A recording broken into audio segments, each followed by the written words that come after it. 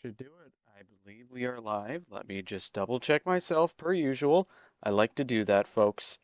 Um, let's see. Stop streaming. Yep, it is very much showing that we are live. Always gotta troubleshoot, troubleshoot, troubleshoot. Yes, hello everyone, or hey everyone. I always say it as hey everyone as a uh not so deep cut at this point reference to Spider-Man's intro in Civil War. Uh, of of course, the way I say I welcome people is going to be a Spider-Man reference. Is anyone really surprised? I mean, maybe if you don't know me, but if you do know me at all, the whole channel's kind of named after the dude. And that's all besides the point. Welcome everyone to a new episode of uh, and the Cineweb Goes to, and we are live once again. I feel like live feels like a very good format for this show, and again, I'm very much in an experimental phase with all the content for this channel and just any content that I do for reviews or film discussions or games or whatever. So I'm always experimenting, and right now I've got a good groove going with this live thing. And yes, as I mentioned on my Instagram stories, we are in the final countdown. We are in the last couple days before I want to say it's 98th Academy Awards. I always just refer to it as the Oscars for this year. That's what I have this video titled as, the 2026 Oscars winners predictions. And yeah, I mean, last time I was on this channel, we were doing my top 10, what's it called? Top 10, movies, top 10 plus ish, because I like to cheat, movies from this past year, a lot of which I already brought up during the previous Oscars discussions. If you'd like to check that out, that should be somewhere on the channel. Ignore the crappy thumbnails. I am in the process of trying to figure out a good thumbnail system. In the meantime, that's all besides the point. But last time, like even from when I streamed around this time last week, till now, like the the situation with the Oscars has been rapidly changing. I mean, like a week and a half ago, I want to say we had the actor awards with a lot of different surprises, like the Oscars, just so many different various controversies or people just gaining momentum or losing momentum. And uh, when I was recording last week, I believe that was the last day that voting was open. I want to say it went from the 27th of February to March 5th, which was when I did the top 10 video. And I mean, and even within that past week, like it's still been so many different things going on with the Oscars. And God, yeah, it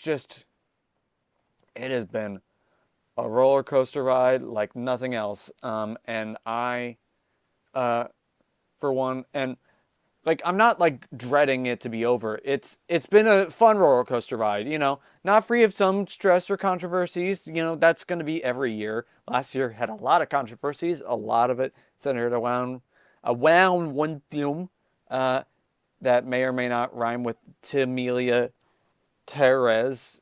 That's not my best quip there, but yeah, it's been a wild and crazy award season, and I just think it's been very fun. I've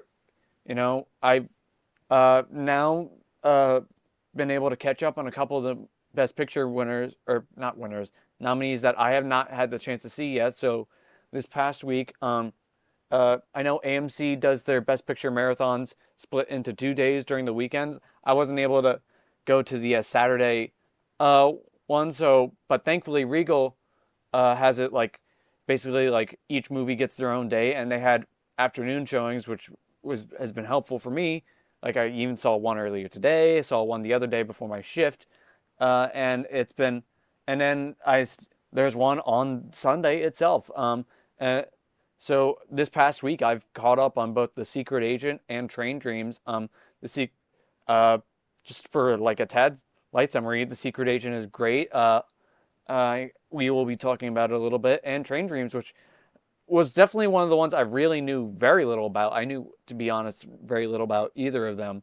But like, yeah, it was just Train Dreams actually affected me quite a lot. That's a really wonderful movie. So, and now that I've almost seen almost all the Best Picture nominees, like like I can really say that like since a lot of the bulk of the nominations across the board are from the movies nominated for Best Picture, and we got a really good crop of movies here. Like honestly, like the movie I would maybe like say I like the least is Begonia, and that's still an insanely good movie. I gave that an 8 out of 10 in my personal rankings, and it's just it has been a really damn good year for movies this past year. It's already a good start to 2026. I can say now I've seen Hoppers, and that will likely be brought up next year for Best Animated Feature. And because it's Pixar, of course it's going to be. And yeah, it's just been a really wild and crazy time to be a fan of movies and a fan of the Oscars. Uh, so I figured, well, I ramble enough, so I figured let's just get this train properly rolling. The system I'm gonna kind of have here is, for context, a couple years ago, I remember with Nick, we were able to do our predictions for the 2022 movies for 2023. So it's been a couple years. I just missed the winners predictions videos for the last couple years, but thankfully now I'm back to it. And what I remember we did the first time was that we went through basically the Wikipedia list, um, and I, or just a bunch of. I've got a bunch of different sources on what I'm going to be doing my predictions for, and to be completely open and honest, this is not going to be as exhaustive as I would like it to be because basically I know what 21 of my 24 predictions are, uh, and and for the record, I am going to keep myself to where no matter what I predict tonight, I'm waiting till on the day Sunday or maybe even late Saturday to fill out my ballot, and I may even make some changes, and maybe I'll post about it, what have you, because even up till the final moment, things change or your thoughts and opinions change, and I want to keep things flexible for that purpose. And yeah, let's just go right ahead, like, and get. Let's see, where do we want to start? So okay, what I will just be open and honest with. Let's just get uh the categories that I really don't have like a lot of insight into. The it's uh or is it four categories? Let's see. I have yeah, I um the shorts and the documentary and slash documentary categories are definitely ones that I admittedly don't have the best grasp on. So let's just get right started with those. I am still going to read out the nominees for every single category, just to cover my bases, and also, it's just going to be a case of, it's, I can only it's just tricky. The shorts are always just tricky, and the shorts are always very hard to predict. So let me just start off with, let's see, right here we have best live action short. I'm going, just kind of going off of vibes here. Best live action short. Yes, let's start. I need to stop talking myself in corners. Let's talk about best live action short. The nominees are Butcher's Stain, A Friend of Dorothy, Jane Austen's period drama, and The Singers, and Two People Exchanging Saliva. I have not seen these films, and I know there usually are ways to see them, or there may have even been theatrical, like festival collections for each of the shorts. I'm just looking at, I think it's New York Times list right now. I also have Deadline pulled up. I'm gonna see if they are roughly in the same category. Again, forgive the fact that I am not the expert, but yeah, uh, it seems like both New York Times and Deadline are both predicting two people exchanging saliva, which is a great title. I love that title. Uh, to be the predicted winner. I don't have again. I don't have much insight in this category. But we have. I do. I am very curious just from the title alone for about a friend of Dorothy because I remember reading quite a bit of that uh, during my queer cinema class, which there's a lot of really fun history with that. But yeah, that is seems to be the consensus there. And the shorts are usually ballot busters. I really am not always. I mean, I try to do my best. I just love talking about the Oscars, even if I haven't had the chance to watch every single nominee, let alone Best Picture nominee. But let's just uh, to start off, let's say our official prediction, and that may change. I'll just do more research on the short specifically. Um, for best live action short is two people exchanging saliva. I really need to let's I'm gonna keep reiterating that point. Let's just keep moving along. Best animated short. The nominees are Butterfly, Forever Green, The Girl Who Cried Pearls, Retirement Plan, and The Three Sisters. This is often a category. Well, it depends on the year because when a major animation studio like Pixar or I think Sony Animation won for this category a couple years ago, DreamWorks, like when any notable animation studio, and the same goes for shorts. Like Riz Ahmed produced a short a couple years ago, and he won for that. A lot of times, you know, because the broader academy like end up having to, basically see most of the nominees now. I'm trying to remember if that's a rule that just got implemented or is going to get implemented. Either way, it's weird that it wasn't already a natural thing before. That's besides the point. Oftentimes, this is a category I can have at least somewhat of a guess on, but unfortunately, Pixar or Disney Animation or just a lot of the big studios haven't been doing shorts in a while. But thankfully, we still have a lot of independent animated filmmakers that always put out wonderful work. I need to really catch up on these nominees. Let's see, New York Times is saying Butterfly. I'm going to check the deadline list because I have that one pulled up as well. They are also predicting Butterfly, and I will give that a look-sees later. So let's just say for now, our official Spinning the Cineweb and the Cineweb Goes to prediction goes for Best Animated Short goes to Butterfly. Now, moving on to the last of the shorts categories, Best Documentary Short Film. The nominees are All the Empty Rooms, Only with a Camera, The Life and Death of Brent Renaud, Children No More, Were and Are Gone, The Devil is Busy, Perfectly Estrangedness. Documentaries in particular, I really need to get a lot better about watching. Live action short films, it just depends on what pops up. Seen so many in school. I've made several, as anyone that has started out in film, and no matter which way if you start out making something, you're rarely jumping right into a feature. With animation, live action, just narrative shorts and documentary shorts.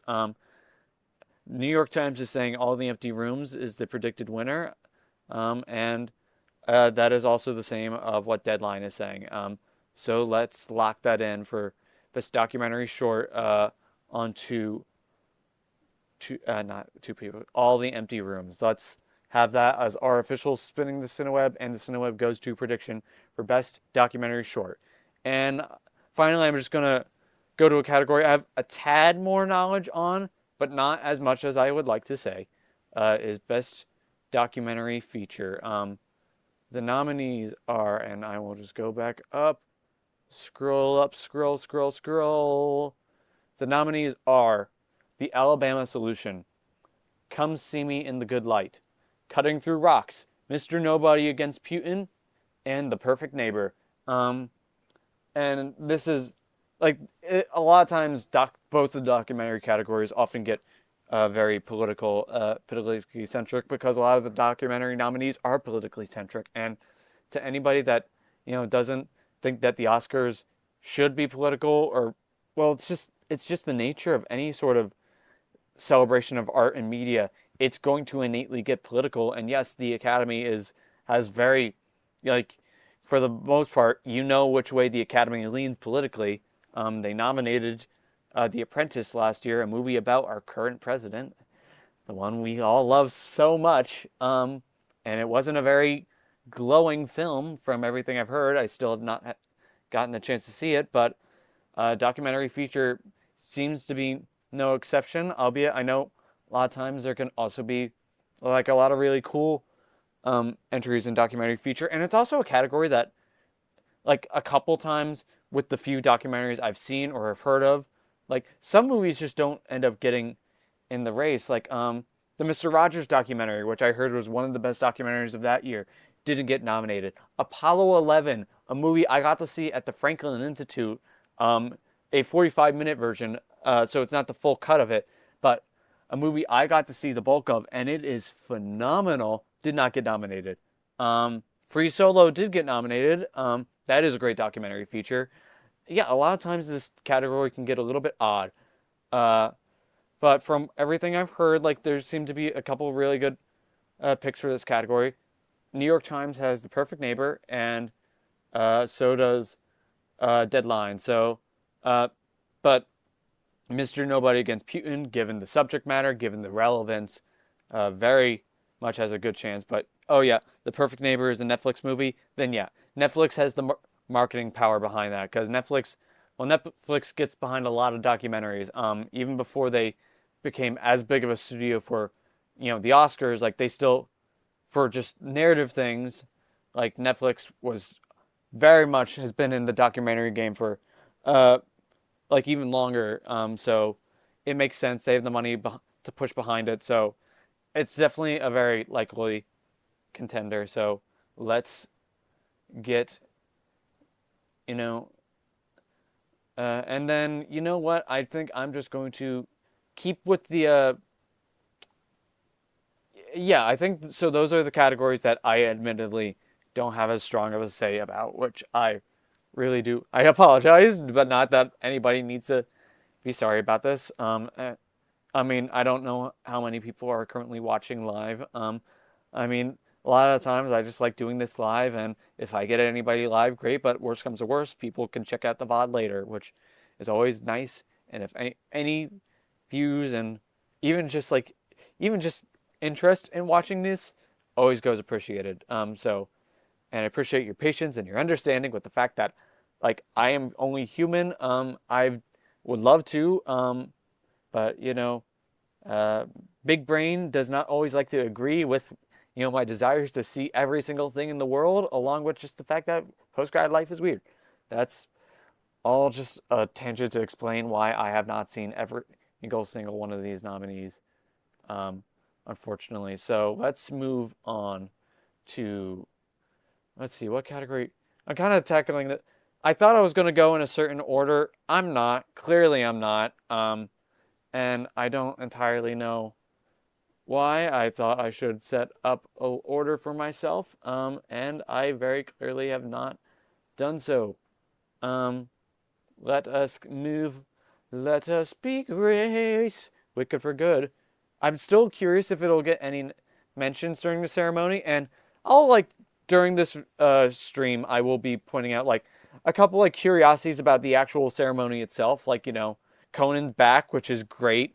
I'm very curious to see what jokes he's going to do and what other movies are going to get acknowledged, because a lot of times the ceremony itself gives a spotlight onto movies that did not get nominated, that the people making the Oscars or just the people in the room or at the Academy that still were big fans of. I know Us and Midsommar got a lot of mentions that year. I mean, in the presenters, they'll bring up either movies that didn't get nominated or are coming out.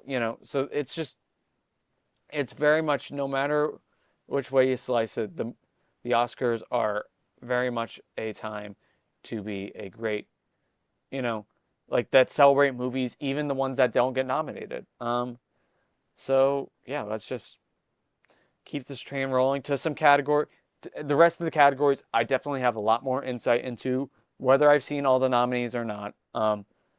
So I think my predictions here will be a little bit more confident. If you're using this as advice for your own Oscars ballots, I have never done an Oscars pool or been a part of an Oscars pool, so I have no clue how. And my track record can vary. It depends on the year. The year that Parasite won, I actually did very well. I think I got 21 out of 24 that year. But then other years, like I've gotten like 13 of like 23. It's like it's definitely like, and I'm sure it's the same for everyone. Like everyone's got their own strategies and styles. So let's move on to, I think, some bigger, I don't want to say bigger fish to fry. Bigger fish to fry. I'm a very rambly person. I have a lot of things that may seem obvious. But let's continue on with the features that are the not best picture movies, but like the categories for like full, length features. So we ended we just did documentary feature, and let's move on to international feature, where the nominees are The Secret Agent, for Brazil. It Was Just an Accident for France. Sentimental Value for Norway. Sirat for Spain, and The Voice of Rajab, for Tunisia.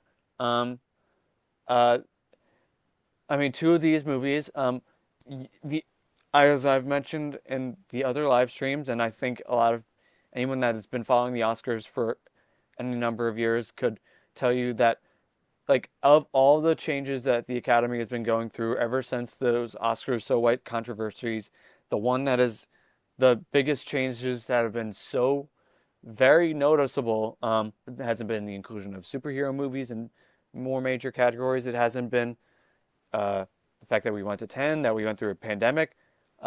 It's been international. It's been the amount of international love in the Academy has been so much greater than anything. Like, I guarantee you this time 20 years ago, like, maybe there will be some international love in the categories outside of international feature or then foreign language film. But now it's like the international contingent in the Academy is huge. We have two of these The Secret Agent and Sentimental Value were nominated for Best Picture, and some of them for quite a few Oscars.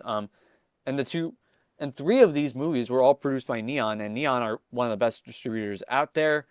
And I want to say,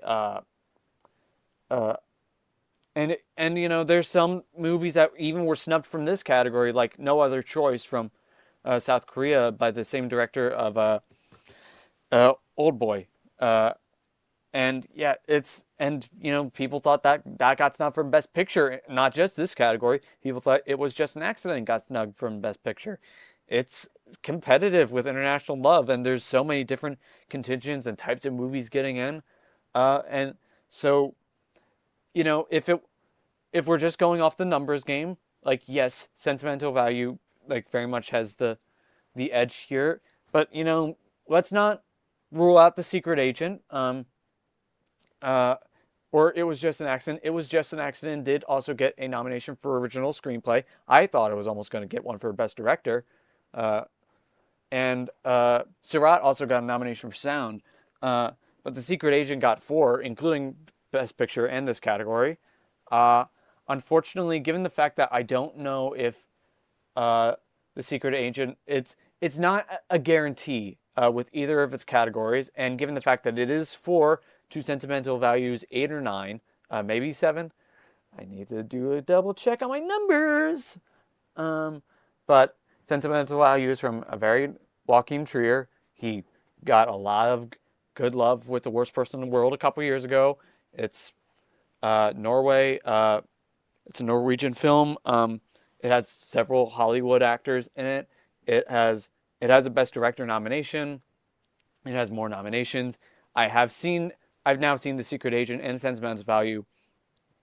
And The Secret Agent is great, but I definitely do prefer Sentimental Value. So if I were a voter, I would go with Sentimental Value personally, with of the things that I've seen, which unfortunately is just two in this category. But uh, I think I think at this point, sentimental value is pretty safe. But The Secret Agent is obviously not impossible. I mean, I think last year there were two international films that got into Best Picture, and one of them had a lot more nominations, and the other had just three. But the just three was for I'm Still Here. The 13 nominations for Emilia Perez was connected to Emilia Perez, one of the most controversial films in award seasons that I've at least been alive for. Like, I know Crash was pretty controversial, but Emilia Perez, boy, was that controversial, even just outside of the Academy Awards.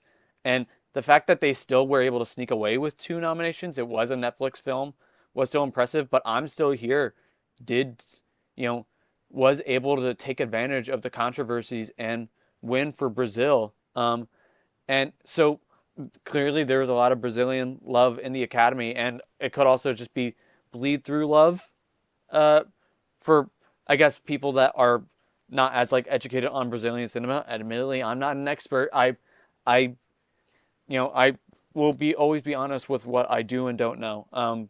The Academy members, well, it is very much their job to keep up in touch with that. At least I'm not getting paid for this yet, so I'm at least gonna, and I'd rather be open and honest about what I'm not an expert on. Again, I'm rambling. I'm going in circles. I think it's safe to say our official Spinning the Cineweb prediction for and the Cineweb Goes to for best international feature. I am saying sentimental value for Norway, which it is also definitely an odd note that the actual filmmakers, even though they go up on stage to accept the award, it goes to on behalf of the country itself, and not to the filmmakers involved, which it's just odd, just because they go up on stage to celebrate the award. So I understand awarding the country, but why don't you at least do it like animated feature or documentary, where you nominate some of the directors and the producers as well. It's definitely an odd thing with this category. That would be a nice touch to have both the country honored for, Norway, and then also give Joachim Trier a proper Oscar, because I don't know if he'll be able to win one. And so it'll be like his film won the Oscar for that category, which is a big deal, and he's going to be the one accepting it on stage, but he's not going to be the one to actually have the Oscar under his name, which is odd. I just think that's odd. I would love to see the Academy change that. And the Academy has shown that they're clearly always open to change, for better or for worse. And some of those changes were going to be ABC changes, and I'm glad. Maybe that's one reason why the Oscars going to YouTube isn't going to be such a bad thing. Anyway, sentimental value for international feature. Let's move on to the last of the major feature categories before we get on to the big boy. I am saving that for last for obvious reasons. Let us move on to a category I've always been a personal fan of, even before I really even followed the rest of the Oscars. Best Animated Feature, where the nominees are Arco, Elio, K-Pop Demon Hunters, Little Amelie, or the Character of Rain, and Zootopia 2. And it has very much been... animation is... I'm a massive fan of animation, and I always have been, and I always will be. I have not seen all the nominees in this category, because two of them are, I believe, international features. I believe both Arco and Little Amelie are Japanese. If not, they're both very much Eastern. But it is a category I'm very passionate about, and it is a category that has also seen a lot of different changes. I want to say during the 2010s, like, there was a string from, I want to say 2012, or for the movies of 2012 to like Spider-Verse, like where it was all Disney or all Pixar movies getting it. And they still have quite the history with this category, as they should, because they do often produce good work. They used to be like the kings of this category. Now it's been wildly unpredictable. The last time Disney has won was for Encanto, which is now 4 years ago. I'm going to vomit. Just to the side. I will save it for later because I hate the passage of time. But since then, like, even uh, so Disney they're not necessarily like they have two nominees in this category, which they haven't had since actually 2021, where they had actually three because 2022 we had Turning Red for Pixar. 2023 we had Elemental also for Pixar. Actually, yeah, and Disney Animation hasn't had one, I guess, since Encanto and Raya, both that year as well. So, yeah, you would think that naturally by the process of elimination that it would go to one of the Disney features, whether it's Disney Animation for Zootopia 2 or Elio. In this case, well, Elio unfortunately bombed, which I still think it was delightful, even with some of the unfortunately, well, yeah, I love Pixar, and I think Pete Docter's comments on Elio's not being as queer centric as it was initially going to be are a bit odd. But sometimes they're like any other thing, and it's also like even there's always a lot of pressure from the mouse, the corporate mouse, I should say, not the fun mouse, the money making side of the mouse house. But that's all besides the point. I'm going in circles about this category when the winner has been obvious since the summer. K-pop Demon Hunters is Netflix has won this category before, I believe, with Del Toro's Pinocchio. And Sony Animation has won this category before with Into the Spider-Verse, and they should have won for Across the Spider-Verse. I did enjoy The Boy and the Heron quite a lot, but I understand it was a Studio Ghibli film. It was Hayao Miyazaki returning from retirement again. So, and again, the last couple of years have been a stretch of no Disney winners. I mean, we had since Encanto, we've had what was 2022? Del Toro's Pinocchio for Netflix. We had The Boy and the Heron for Studio Ghibli, and I believe G Kids are the distributor for the States. Last year, I believe Flow, like, not came out of nowhere. It had a lot of love. It was an international feature. And again, there's a lot of international love in this category. It was almost going to be a DreamWorks year for The Wild Robot, but Flow did take it. And again, you would think that maybe with international love, that there would be a chance for Arco or Little Amelie, but I mean, K-pop Demon Hunters became a global phenomenon, like in many aspects. If Netflix, I mean, I was reading an article on the official green lighting of K-pop Demon Hunters 2, shocker, to no one's surprise, and that like the movie's Netflix release actually may have benefited it, so that way it got the chance to build an audience and become a phenomenon. But I really do hope that for the sequel they give it a theatrical release, because if they don't, they're missing out on $1 billion. K-pop Demon Hunters could have very well done that. It basically had the same kind of effect that Frozen had, like 12 to 13 years ago. I am, again, going to throw up. It very much to the point where like now kids are like, or it's like, I'm sick of K-pop Demon Hunters. That's how I was with Frozen when I was a kid.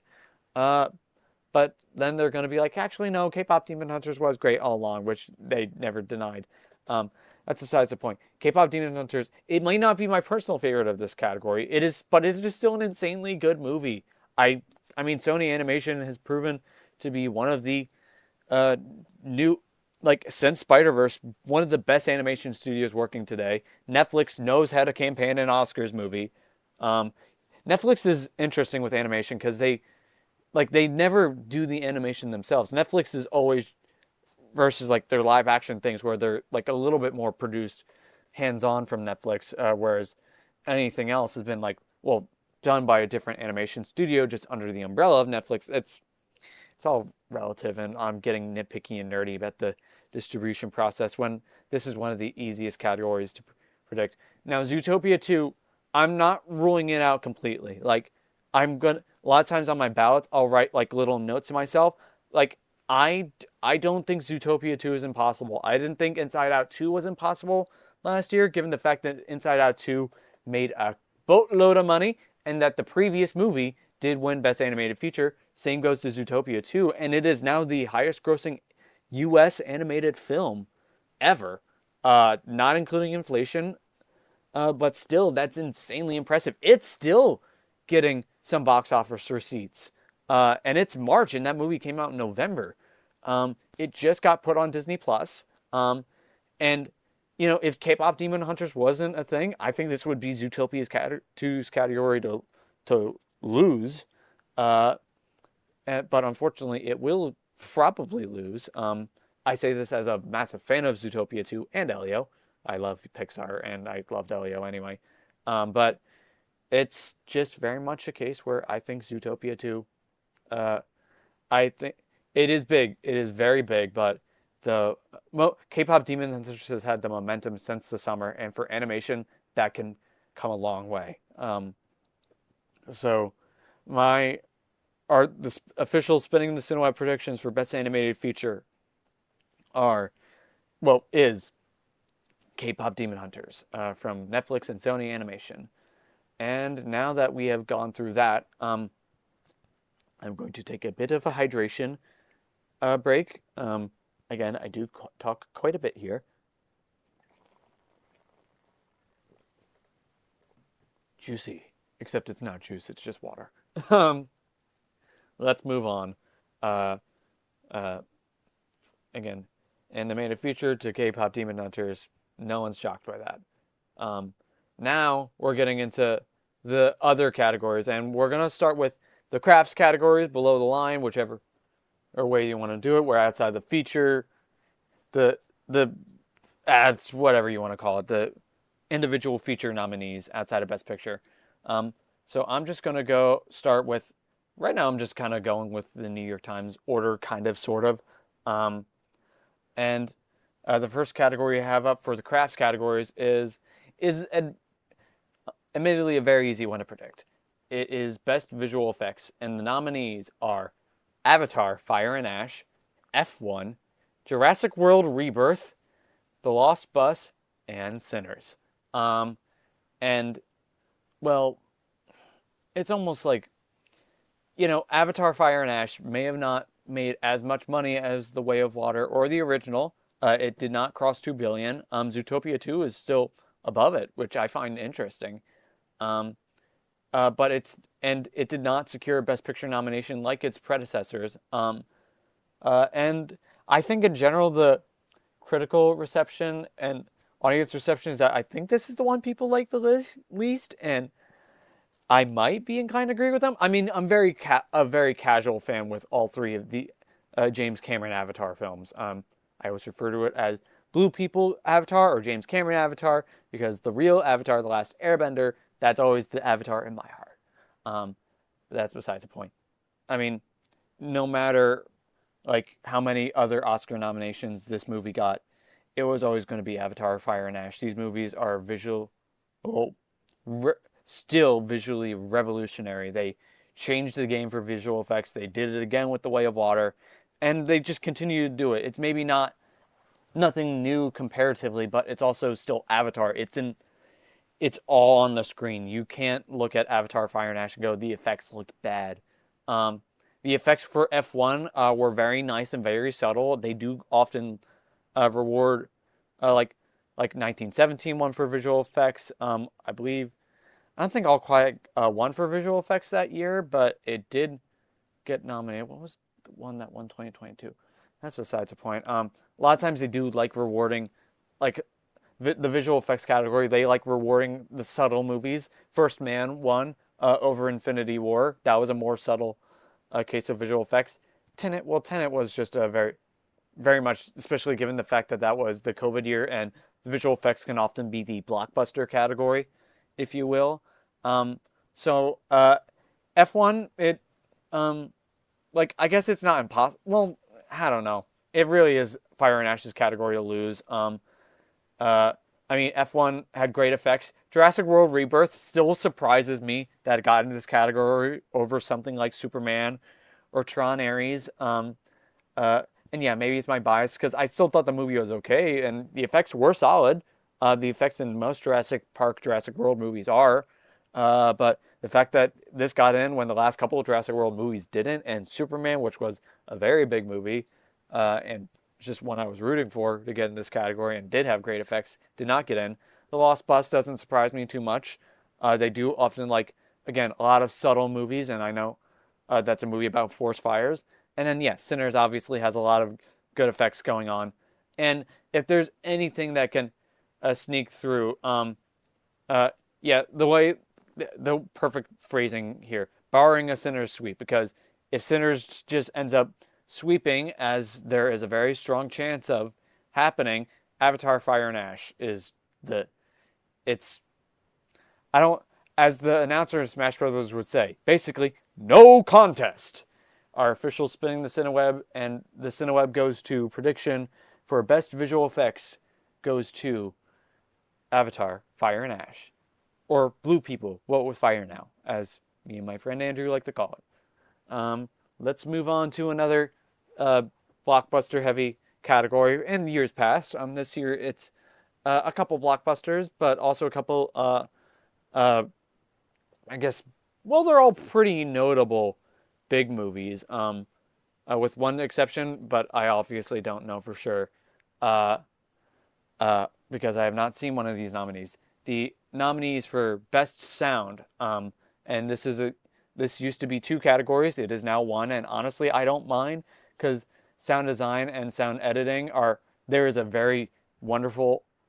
They are both very wonderful and important arts, but I understand why I consolidated 2. I mean, I remember one year I was predicting both.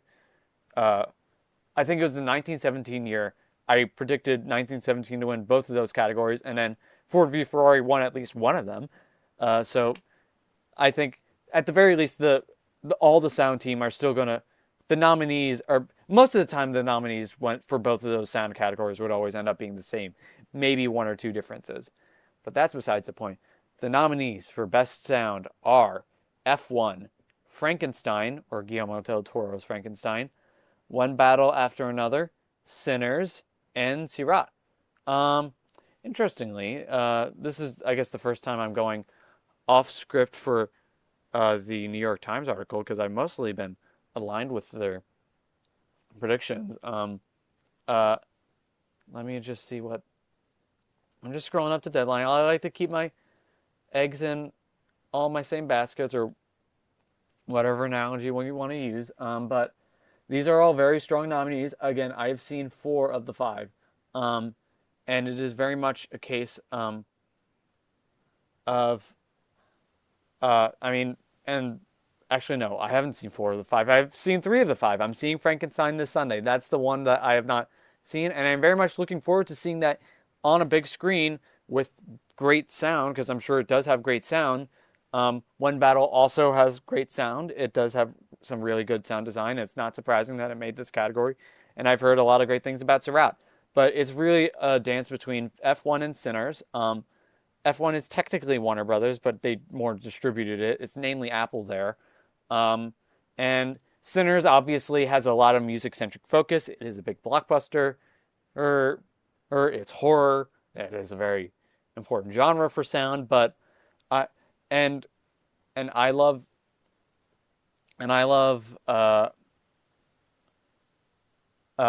and I do love the sound design in Sinners. There's a lot of really memorable moments in there. I saw it in IMAX twice, and it sounded great. And that does involve, I guess, the mixing of the score as well, and the music. But you know, I mean, before with Ford, as I was saying, Ford v Ferrari won one of the sound categories that year. And Top Gun, and then if we're going outside of that, then this is the follow-up film to Top Gun Maverick, which was a plane movie. They like movies that have a lot of very technical notions on, like, how do we make the sound of such a sound-heavy thing like a fighter jet or F1 Formula One racing cars. And I think, for me, I think this is very much I don't know how many other categories F1 is going to win, but it is a vroom vroom movie. And vroom vroom movies have done very well in this category. I'm not going to be too shocked at least, if Sinners ends up winning this category on Sunday. But I do think that this is a place where F1 is going to overtake it. So I am saying our official spinning this winner prediction for Best Sound goes to Vroom Vroom Movie. Vroom. I should do some of the sound design for the next Vroom Vroom Movie. The official Cineweb predictions for best sound for the 2026 Academy Awards go to, our prediction is F1. I don't think I'm going to be changing that one on Sunday. I'm going to be like basically noting which movies I think I may or may not change before I start filling out my ballot. But I don't think sound is one of them. Even though I wouldn't be surprised if Sinners won.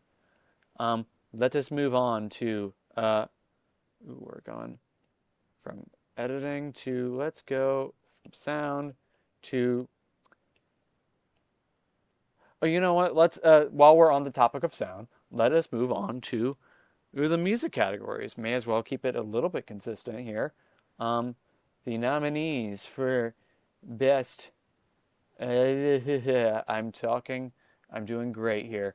For best, let's see. Let's start with best original score. The nominees are, and it's a very good category for this year. The nominees are, where is original score? Yeah. All right. Whew. I'm going in sort of a weird order here. I should have had a listed order. That's a note for next time. Have a definitive order that we're going to go through. For best original score, the nominees are Begonia, Frankenstein, Hamnet, One Battle After Another, and Sinners. And it's very much a category that I'm going to be very happy about because I have not seen Frankenstein yet, but I know it's Alexander Desplat, and he does wonderful work pretty consistently, and the Academy do tend to favor him. And he did a wonderful score for The Shape of Water, which did win him the Oscar that year for another Del Toro movie. I believe Johnny Greenwood has done the score for several Paul Thomas Anderson movies, and has gotten nominations for several Paul Thomas Anderson movies, even though he has still not had the chance to win. Hamnet, I believe Max Richter did the score, and Begonia got Begonia and Hamnet both had great scores. I know Begonia had the same composer as Poor Things, and I thought that had a great score. Hamnet is definitely one of my favorite scores from last year. It was very emotional, and even though it's technically not an original part of the music, which this category can sometimes get weird with, Dune Part 2 was not nominated for this category last year because it was disqualified for having too many similar themes from the original, even though the art of a beautiful score can be, how do you reuse some of the themes from your predecessors, especially in the same series? That's besides the point. Where was I going? But yeah, Hamnet had a beautiful rendition of On the Nature of Daylight. And One Battle After Another has a very, very, very memorable score. It is a very, like, if it were any other year, it would be One Battle's category to lose, because it has a very iconic score. The marketing used it. It has gone viral on the social media, on TikTok, on Instagram, on Twitter, anything like, that, you do edits with, like, just the meme of, people doing the Sean Penn walk to the main theme, and then it is a great score that, even though I will reiterate that I am not the biggest fan of One Battle After Another compared to, I guess, the greater Oscars pool, even though it is still a very good movie. 8.5 is not a bad rating in my book. That's a great score. For some people, that is, to them, like a cultural defining score. That's besides the point. This is Sinners category. It is another Ludwig Göransson score. He is one of my favorite composers working today. This is not going to be his first Oscar. He has won for Black Panther, another Ryan Coogler movie, and it is a very wonderful and deserving score. And he has won even more recently for Oppenheimer, which was a very wonderful score. The only reason I was hoping it wouldn't win is, well, if Across the Spider-Verse got nominated that year, I think it would have given it a little bit more fervor, but it wasn't, and that made me angry. And in this case, especially with who's going to win Best Original Song, which is another obvious category, and we will get to that in just a moment, And given the fact that Sinners, I don't think is going to win that category, as much as it breaks my heart, but it is going to get a couple performances, and I'd love for them to do another a score suite, like with the orchestra on stage. I think that would be a wonderful addition, uh, to have that as part of the ceremony. I know they did that 2020, the 2020 Oscars for the 2019 movies. Excuse me. It's the one thing the Game Awards do pretty well, even though it's for the Game of the Year nominations versus like Best Original Score or Music. But I think it's just besides the point that I think like Sinners, it has a wonderful score. It's Ludwig Göransson. Like even though I haven't listened to the score as much as say Oppenheimer or Black Panther, or The Mandalorian, which he did wonderful work with, and he also has worked frequently with Childish Gambino. He's won Emmys, he's won Grammys. I don't know if he's won a Tony yet. And if I'm pretty sure he hasn't, but I know that's his only thing keeping him away from an EGOT. So I'm just gonna say that for best original score, I think it's just there is a chance, definitely not an impossible chance. I'm gonna say like 85 to 90% for Sinners, but there's a chance that Johnny Green, if it's a one battle sweep versus a Sinners sweep, then it'll go to one battle. But I just think this is an obvious case where Sinners is gonna win. And again, given the fact that it's not gonna win for original song, which breaks my heart, I do think that even some of that love would be like, okay, I Lied to You may not be winning this category, but then we're still going to be able to reward Sinners for one of the music categories. And I think that that's how a lot of Academy members will think. And even if they don't think that, they're just going to think, oh, Sinners. Ludwig Göransson, duh. It had a wonderful score. It is one of the most memorable scores last year. And also just Sinners sonically was awesome. And this is a category where I do think this is of the three sound-based categories, I think this is the biggest one for Sinners. So our official Spin the Cineweb and the Cineweb Goes to prediction for Best Original Score for the 2026 Academy Awards is Sinners. And I'm very happy about that. Let's move on to Best Original Song, where the nominees are Dear Me from Diane Warren Relentless, She Will Never Die, and nor will she ever not get nominated in this category. Golden from K-Pop Demon Hunters, I Lied to You from Sinners, Sweet Dreams of Joy from Verdi, and then Train Dreams from Train Dreams. And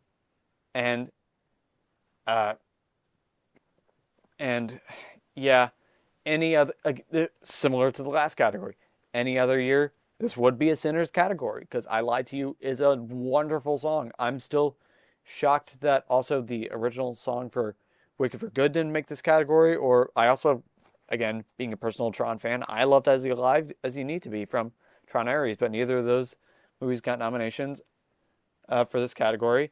Vera Verde, and I think unlike previous years, I know last year they didn't do any performances, and I think that was because of the Amelia Perez of it all. I'm going to be blunt. This year they are just doing the two biggest ones, which are Golden and I Lied to You from Sinners, which makes perfect sense. That at the very least, if you're not going to do them all, at least do...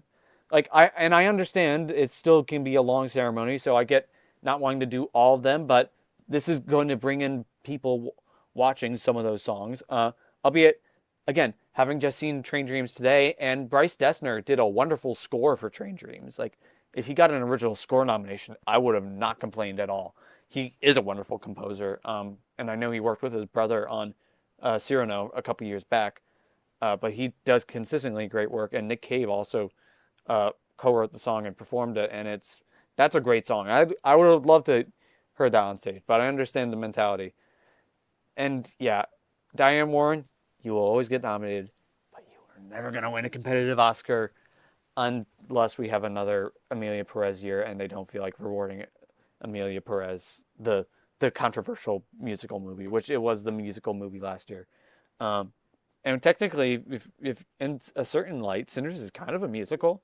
You could easily do it as a Broadway show and just incorporate some of the songs as... yeah, that would be interesting. Sinners on Broadway. Anyone working in theater, let me know, and you better give me some credit for the idea. Uh, I'm dancing around it. This is K-pop Demon Hunters category to lose. It's golden. Now that I've seen the movie, it's almost surprising that like I kept expecting Golden to show up later in the movie, expecting it to be like the big final song. Uh, uh, but it appeared surprisingly early. But then, in hindsight, it's like kind of the one in the movie that they build as like the big song, to do all the thingies with the golden stuff. You know, for lack of, I don't, know why I'm dancing around the story of K-pop Demon Hunters when a lot of you guys have seen it. It is a great song. Is it the song that I would have nominated from Golden or for K-pop Demon Hunters? No, and yes, I'm going to be very bitter seeing this win over I Lied to You, which I personally blew my mind. And yes, Golden is a great song. It is a great pop song. There's a reason it blew up the world. It's a global phenomenon. I saw it on ads for the Olympics. I saw it it was played at the Thanksgiving Day parade on New Year's Eve. It's going to genuinely, Golden getting performed is going to get a couple people that wouldn't have watched the Oscars otherwise to tune in. It's makes complete sense. I would love if I Lied to You snuck up in this category, but this is another category that I think the K-pop Demon Hunters craze is not stopping. So my official prediction, or our official Spinning the Cineweb and the Cineweb Goes to prediction for Best Original Song goes to Golden from K-pop Demon Hunters. And it is worthy. It is a great song. Too catchy, if you ask me. It's like you listen to that song once and it does stick in there. And thankfully I haven't listened to it so much to where I'm sick of it, like I got with Let It Go when I was a kid. Again, I'm comparing Frozen and K-pop Demon. They kind of have a similar level of cultural phenomenon status in my mind. But it's another category where it's a very, very much a category where I'm not going to be disappointed in. Let's move on to what? How did I even order this in my personal predictions? Maybe I'll do that. See which order I did some of this on my predictions document to inform which way I go. Yes, let's get on to some of the some of the other categories. So let's go to let's move on to best makeup and hairstyling. I was gonna start with costumes, or this one, best makeup and hairstyling. Where the nominees are Frankenstein, Kokuo, Sinners, The Smashing Machine, and The Ugly Stepsister, which is, I've heard, a great movie, and I heard that anybody that saw that movie, it's kind of very integral to the movie. So, like any other year, it could make a upset if there wasn't a clear frontrunner in this category. Sure, the international love could push it there. The Smashing Machine, still, it may not have gotten The Rock an Oscar nomination, but it got The Rock face stuff, and it was very good makeup and hairstyling. Sinners obviously had a lot of great work in that area. Kokuo is another international feature. I believe it's from Japan. I have not seen it and really don't even know that much about it, even compared to The Ugly Stepsister. This is an easy category. This is one category where even before the Oscars have gotten a little bit better about rewarding horror, that this is a category that they would acknowledge horror in. Even if The Substance did not get a Best Picture nominee last year, I still think it would have won this category. And in this case, I think it's so obvious that it's going to be Frankenstein. That's the one thing, not having seen the movie, that it's like just seeing the full body cast of Jacob Elordi as the creature or the monster, or Frankenstein if you don't, if you call it, it's like, hey, look, it's Frankenstein. It's actually technically the creature, whatever. I do call it the creature because that is what the character is called. But I'm also not gonna I'm not gonna go tisk tisk to a child when it goes, look, it's Frankenstein. Actually, it's Frankenstein's creature. I'm not gonna do that. But it is a very unique look for Frankenstein, a character that, yes, I have not seen the original Frankenstein, but everyone has seen a version of or knows what Frankenstein looks like, and it has a very different look to it. It's a Del Toro version of Frankenstein, and of course it was going to. The makeup from those stills alone looked great, and I'm sure that there's more great makeup that I have not seen yet. It is also a period piece, and it's a Del Toro movie. There's a lot of reasons that this movie is a shoo-in for makeup and hairstyling. Maybe The Ugly Stepsister. I've been kind of, I haven't been doing the what a lot of predictions will often do on who should win, who could win, who will win, and sometimes all three match up. This is the case where Frankenstein, like, probably should win, probably will win, and if we're gonna go for another could win outside of the obvious frontrunner, let's just say The Ugly Stepsister. But as of now, I'm pretty confident in the makeup and hairstyling. I'm sure by Sunday I'm gonna be singing its praises and being like, oh yeah, it deserved it. And even again, not having seen the movie but having seen stills, it clearly is deserving. And it's very much a category. Like, there are a couple categories that we're kind of just going in a slew of categories that are Frankenstein's categories to lose. So our official Spinning the Cineweb prediction for best makeup and hairstyling goes to Frankenstein. Del Toro's Frankenstein, to be specific. And to continue on the trend of both, like, visuals, because a lot of times these are two categories that people often group together as well, with makeup and hairstyling. So the nominees for best costume design are as follows. If I can, why am I checking the other list? I have the other one in front of me. The nominees for best costume design are Avatar: Fire and Ash. This is the one other nomination it got. Guillermo del Toro's Frankenstein, or just another Frankenstein.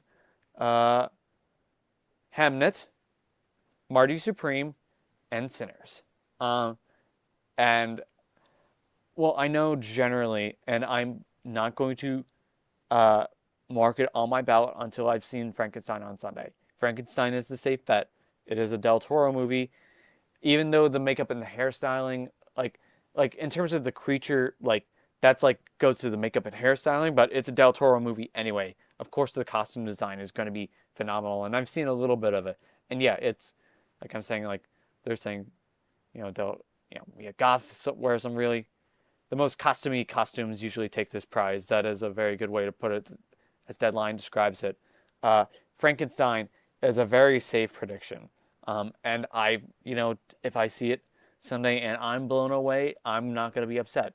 And this is a category that sometimes, like Wicked won last year, but it did not win Best Picture. Let's see what won 2 years ago for costume design. Poor Things, even though I think Barbie should have won. Like, a lot of times they also love to go for period piece designs. And it's fantastical. It has both of those things going in its corner. The most logical pick for costume design is Frankenstein. But this is the first one where I feel semi-confident. I say semi-confident because it is very much the front runner. Frankenstein is the front runner. But I am making the bet. I actually think that this could go to Sinners. For a couple reasons. One, Ruthie Carter is one of the most beloved costume designers working in this industry. She won for the first time in 2018 or 2019 for Black Panther. She has done some legendary costumes over the years, like especially for Black-centric films. I'm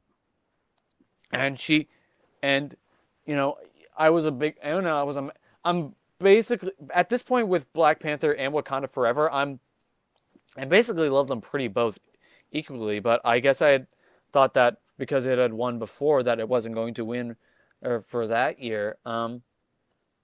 I think I had predicted Elvis for that year, but no, Wakanda Forever did sneak up and win again. And it does have wonderful costumes. And I'm not complaining. And the reason I think, Frankenstein is also a Gothic movie. But Sinners has some very memorable costumes. like I believe it did top a lot of lists on some of the most trendy Halloween costumes for this past year for Smoke and Stack. Those are two characters that you see a silhouette of, as long as that silhouette involves some color coordination, uh, that you recognize. Like, you know, and a lot of the other characters had some very memorable costumes too. It is another period piece movie. It's a horror movie, so the costumes get bloody. So it's a vampire movie, especially. It and some of the costumes in the post credit scene. That reference like a lot of movies from that era, from the era it's referencing, from a lot '90s era, for like without spoiling too much. Uh, like I think those are some memorable costumes that stand out a lot from Sinners. So again, this is a category where I'm maybe saying that, like, if you're gonna listen to me, listen with caution, because Frankenstein is the front runner, and I might even change my tune by Sunday. This is very much the one category I'm like, I'm waiting till I watch Frankenstein to say this for sure. But I'm predicting the upset. I'm going to, and even if it, and I think this could be another show of support in Sinners. Because I do think Sinners is going to still probably walk away with the most Oscars on Sunday. But I'm going to say, with semi-confidence, our official Spin the Cineweb and the Cineweb Goes to prediction for Best Costume Design is not Frankenstein, but Sinners. And, you know, I'm not complaining. I don't think I'll complain if Frankenstein won. Again, I'm going to be changing that on Sunday. Or not going to be changing that on Sunday, but I will make it noted that if I change it on Sunday, and then if I change it on Sunday and then Sinners then pulls up the upset, it's like, come on, man. I will be biting myself in the butt a little bit. But you do kind of have, sometimes with these ballots, or if you just want to try and get the most right, you kind of have to take a couple swings here and there. And I thought that was one I felt somewhat confident on. But let's move on to another technical category that is similar to those two.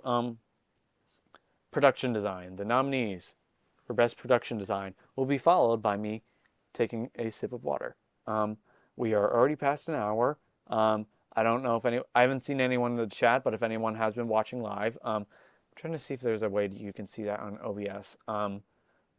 Welcome. I hope you've been enjoying. And if you're just watching the VOD, I appreciate you watching.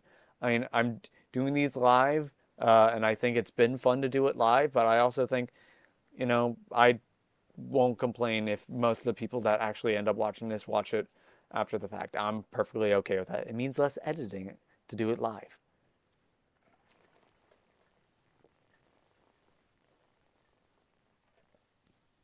Alrighty. It would be helpful if I had another person to bounce off of, so that way I didn't have to take a pause for my water breaks. But unfortunately, didn't get the chance to ask too many people, but the couple of people I did ask were not able to join, and that is perfectly okay. I love you guys, and I would love to do more Oscars stuff with you guys in the future, and other people maybe I haven't even met yet. But let's move on, you know. But as I was saying, for Best Production Design, the nominees are as follows: Guillermo del Toro's Frankenstein, Hamnet, Marty Supreme, One Battle After Another, and Sinners. I forgot to mention it when for costume design.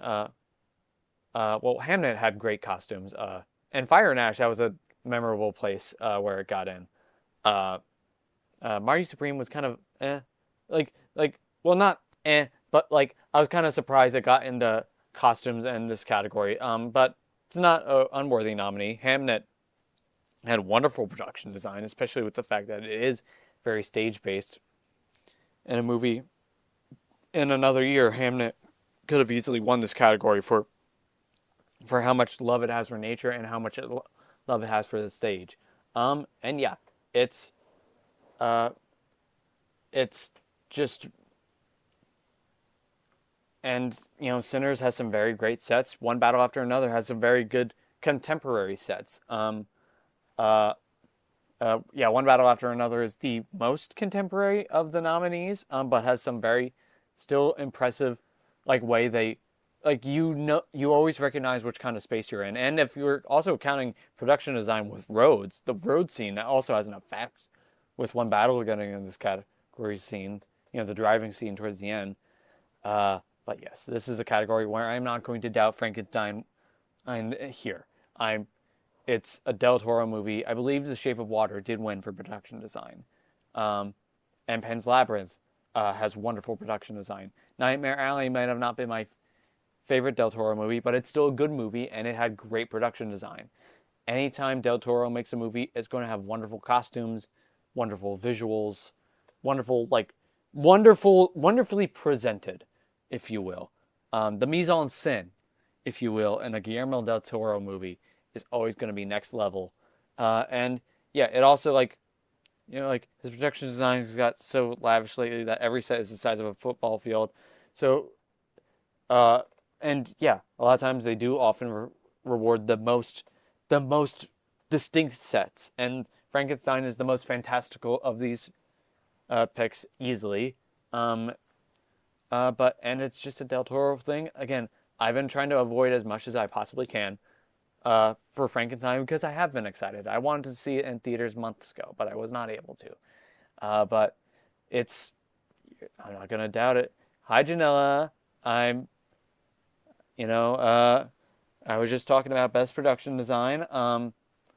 Janella, for everyone tuning in the VOD, is again longtime Spinning the Cineweb editor and collaborator, and she's joining the chat once again. Thank you for keeping me company. I was just talking about best production design and how this is a very easy category for Frankenstein. Some of the other categories I've done so far are costumes. Trying to go back in order. Costumes, hair and makeup, song, score, sound, visual effects, animated feature, international feature, documentary feature, and then all the very shorts categories, which I am very much still not the biggest expert on. And obviously I'll send you, again, I will be posting probably more than likely a picture of my ballot going into the awards on Sunday, and I'll also be just posting about the awards that made me happy. That's what I usually end up doing, even if I just decided, I'm going to stop making content. I also don't want to just share my love about these movies on social, unless I just stop doing socials in general, which often gets very tempting. But let's just cap this production design category off. Any other year, I think Hamnet would have a very good shot. Sinners, I don't think it's impossible. Not likely, but I don't think it's impossible Sinners could win all 16 categories. I think that would be very difficult, especially in the case of Golden, in this case. But there is a non-zero chance that Sinners wins all 16 categories, which I think would be awesome. But I don't think it's quite got... Sinners is going to get a lot, but it's not... I don't think it quite has that. But I think that's the only thing that would push it to winning production design over Frankenstein. So then our official Spinning the Cineweb and the Cineweb Goes to prediction for best production design goes to Frankenstein. And those are, again, production design, hair and makeup, and costumes are very much Frankenstein's categories to lose. And I am making the upset prediction and for costume design, but I know that is definitely not the popular opinion, and that opinion might change after I see Frankenstein in full. Because I've been also trying to avoid clips or trailers, because it's a movie I know I've wanted to see anyway. So why spoil myself on something that I already want to see? Let's move on to, we're getting towards some of the key categories. So I'm going to say, let's do best... Sorry about that. Motions there. Let's go to best... let's say... You know what? Janella. Cinematography or editing next? What say you? You're on the spot, Janella. choice. I'm on which category I do next. I could have had a strict order to go through, but I've been kind of bouncing around. So those are the two I'm kind of thinking of doing next. So what say you, chat? And by chat, I mean my best friend Janella. Uh, I mean, because they often like do go hand in hand. Cinema videographers are often their own editors, and a good cinematographer works well with the editors. I did do animation already. Animated feature is very much K-pop Demon Hunters category to lose, and the shorts categories. Although Zootopia 2 has still got a decent chance because it's a Disney movie and it made quite a lot of money. I'm going to say let's throw a dart here on the board. Let's say eeny, meeny, miny, mouse cinematography or editing. I'm gonna go with editing. Let's do editing. Let's do editing. So the nominees for best film editing or best editing, they kind of always, every website often lists it differently. The nominees for best film editing are F1, Marty Supreme, One Battle After Another, Sentimental Value, and Sinners. And I'm not surprised F1 got here, as I pointed out in my reactions stream. Again, it's why I almost thought Top Gun Maverick would win this category over Everything Everywhere All at Once, which is a very naive choice because, it's a big action movie. F1 is sports action, if you will, but same-ish thing. It's a lot of technical aspects of it, especially in terms of like getting the right takes with the different like setups with the car setup. In Maverick's case, the cockpit view. Marty Supreme had some very interesting editing. This category often rewards some of the longer movies, and Marty Supreme and One Battle After Another, I do believe, had some significant chances. One Battle and Marty Supreme definitely have length on their side. I will touch on that when I get to Best Actor on the Timothée Chalamet controversy. But what I will say is that the articles on that came out last Friday, even though the interview, interestingly, was a couple days before, but then the reaction articles came out a couple days after. And I think that's just also odd. And I haven't watched the full interview in context, but then if you watch the clip in context, outside of just reading the headlines, it does just kind of read differently. But I will get to that, to my full thoughts on that little tangent. Not the devil emoji. When I get to Best Lead Actor. And if you want my spoiler thoughts, that's besides the point. I think that certain things were changing even before Timothée Chalamet's comments became controversial. But I digress. Sentimental Value had some really wonderful editing. I'm actually very happy it got a nomination in this category. Hemnet also had some wonderful editing. It did not happen to get in. And and I know up until a couple years ago, like editing, like basically anything that could have won Best Picture always got an editing nomination. But then Coda broke that trend. So this is not always like a... sometimes this can be a category where the last 3 years it's matched up with Best Picture with Anora, which I stupidly changed on my ballot, even though my gut said Anora, but everyone was predicting Conclave for some reason. Not that Conclave didn't have great editing. Oppenheimer. I actually have a very bad track record with predicting best editing. I've realized I should like go through and see if I could find my ballots, all ballots or all pictures of my ballots. But I don't know if I've gotten best editing right once, aside from maybe 2020 for Sound of Metal. but like I didn't predict Dune for some reason. I think I predicted King Richard because it won the Eddie there.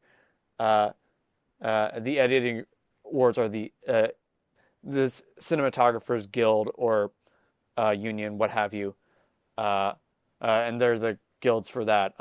Dune won that year. Everything Ever All at Once, that won Best Picture. Oppenheimer won editing, that won Best Picture. I thought Anatomy of a Fall might actually get it because it did have some great editing. And then Anora last year won editing. That's three movies where the Best Picture winner was also a Best Editing winner. So I'm not revealing my cards entirely yet, even if I've kind of already hinted towards it. I do think this is One Battle After Another's category. I very much think that technically it is an incredibly well edited film that jumps along different timelines. The driving sequence at the end, the editing is nothing. That scene is nowhere near as tense without the editing. It is I think the longest movie in this category. It's almost 3 hours. It is an epic in terms of proportions, and editing does often go with that. And Sinners had great editing as well, and obviously those two are the front runners. And you know, if F1 like if there's a lot of good love for F1 in the Academy, which had enough love to get a Best Picture nomination, it could take it here. I don't think Marty Supreme is going to snap it, neither would Sentimental Value. I think they're basically out. F1 has an outside chance, and Sinners, you can't outrule Sinners because it's Sinners. But I do think that this is a category where the technical aspects, the length, and the epic nature do make me think that One Battle After Another. I need to look up the actual editor's name.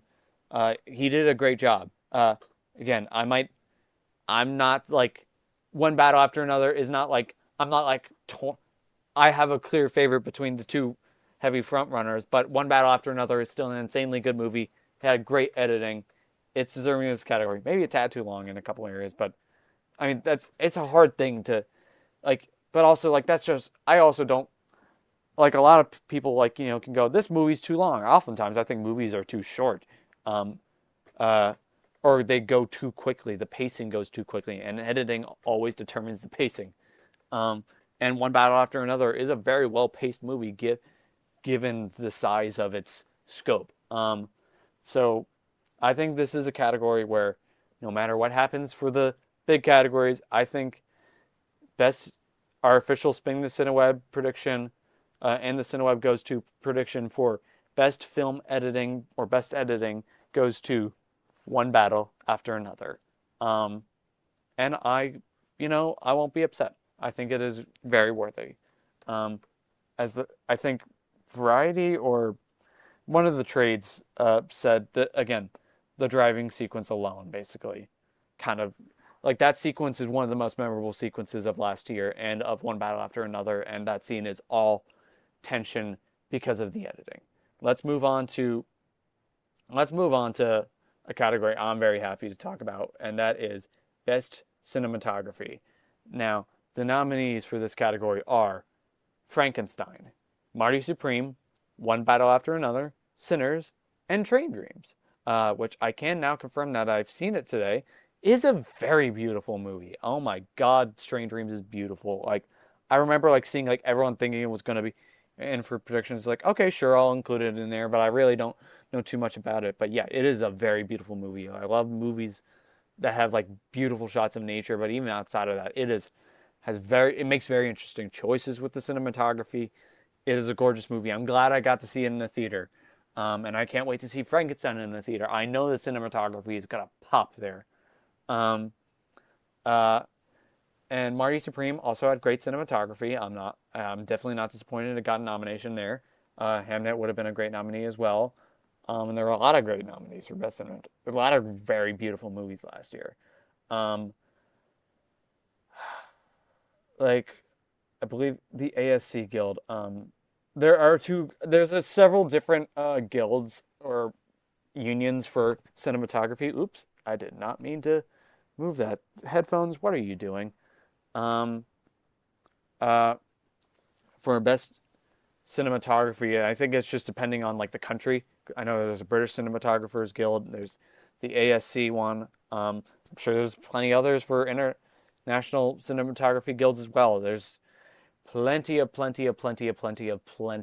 wonderful cinematographers in the world. And Train Dreams, I believe, was a British English cinematographer, and I won the competition for that. But then the ASC winner, according to this Deadline article, went to One Battle After Another. It was another VistaVision movie, and which seems to be a recent trend in bringing back VistaVision. And it did the last year's winner for best cinematography went to The Brutalist, which did have great cinematography and took advantage of VistaVision. So like that's kind of like probably gets like props for being the thing to bring VistaVision back in ultra wide formats. So yes, I very much I understand why One Battle After Another could win this category, and maybe I just need to take out my personal bias here and thinking that if it does win, that it won't be deserving, because it is a very stunning movie. It has some very memorable visuals, but I didn't seeing well, and also because I was personally less excited about it, but the hubbub about One Battle After Another was like, okay, I'm intrigued, but I think I'll just see it regular just for the sake, and I can't see everything in IMAX or Dolby, but I could not avoid that for Sinners, and I'm glad I didn't. I haven't seen Sinners at home, but I don't know how well it'll hold up at home. I think that what Sinners does is also revolutionary with cinematography, with the way that it mixes 70mm ultra wide format with IMAX visuals, and the way that it blends the two. Because it's not the first movie I've ever seen to shift from IMAX to just general wide, but ultra wide 70mm. And the way that it does it in Sinners is much more creative, I think, and a lot of that goes to the editing as well, than I think anything else. But yeah, Sinners is one of the most beautiful movies I've seen ever. The shot that like they marketed with all the trailers, that like the reaction shot. That shot alone is so gorgeous, but like there are so many shots in Sinners that just live in my head rent free. And like I guess One Battle has kind of gotten more momentum in this category, but I still, damn it, I'm sticking to my guns, and I don't think Sinners would be considered an upset. I think this is very much an either-or category.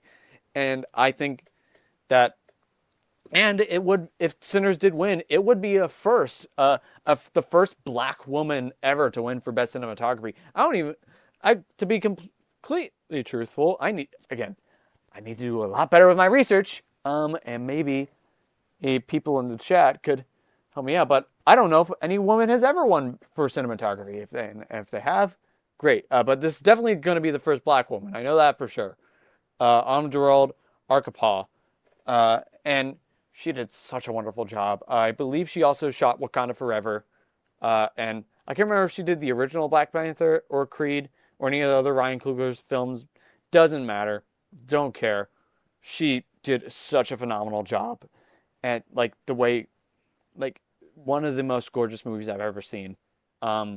Especially the last couple of years. It's just damn. That's just what you kind of, like, even if you don't like the story of Sinners, you can't say that the cinematography wasn't insanely impressive. And I'd say the same for One Battle and Marty Supreme and Train Dreams. But it's still, with Sinners, it's just, to me, like, I know that the momentum has shifted towards cinematography for this category, towards One Battle. Most of the trades and the outlets that I'm heavily depending on, at least the listings, are predicting One Battle After Another. And yes, it will be a worthy winner. And I won't blame you if no woman has won an Oscar in cinematography. Yeah, it would be both the first woman to win let alone the first black woman to win. That would be an incredible accomplishment. Uh, and I know a lot of, from my years of tenure, I know some of the best cinematographers there were women and men too, but, for the sake of this conversation, girls rule.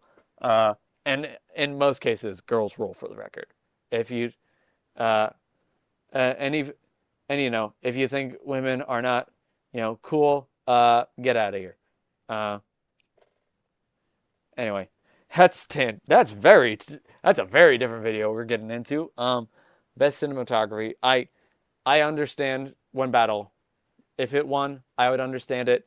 I'd respect it, but my heart goes for Sinner, and my brain still goes with what's on display in Sinners. For me, it can't be denied. Our official Spin the Cineweb prediction for best cinematography goes to Autumn Durald Arkapaw for Sinners. I'm going to be very happy about that. Any men in the live leave? Yes, unless you're queer, or I know you and I can trust you. If you're safe from the Kill All Men initiative, you're safe in the chat. But if anyone says anything sexist, get out.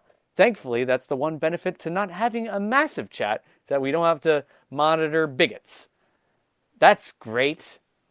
Let's move on to the new category of this year. I wanted to kind of do this up before I get to some of the bigger categories.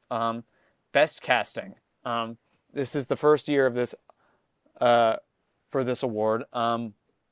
So whoever wins this category will end up setting a precedent. What if I say something sexist right now? Sexist towards women or sexist towards men? Because it depends. And even then, I also know, I know you, so I know why you would be saying that, because I was prompting. I was prompting that. That's besides the point.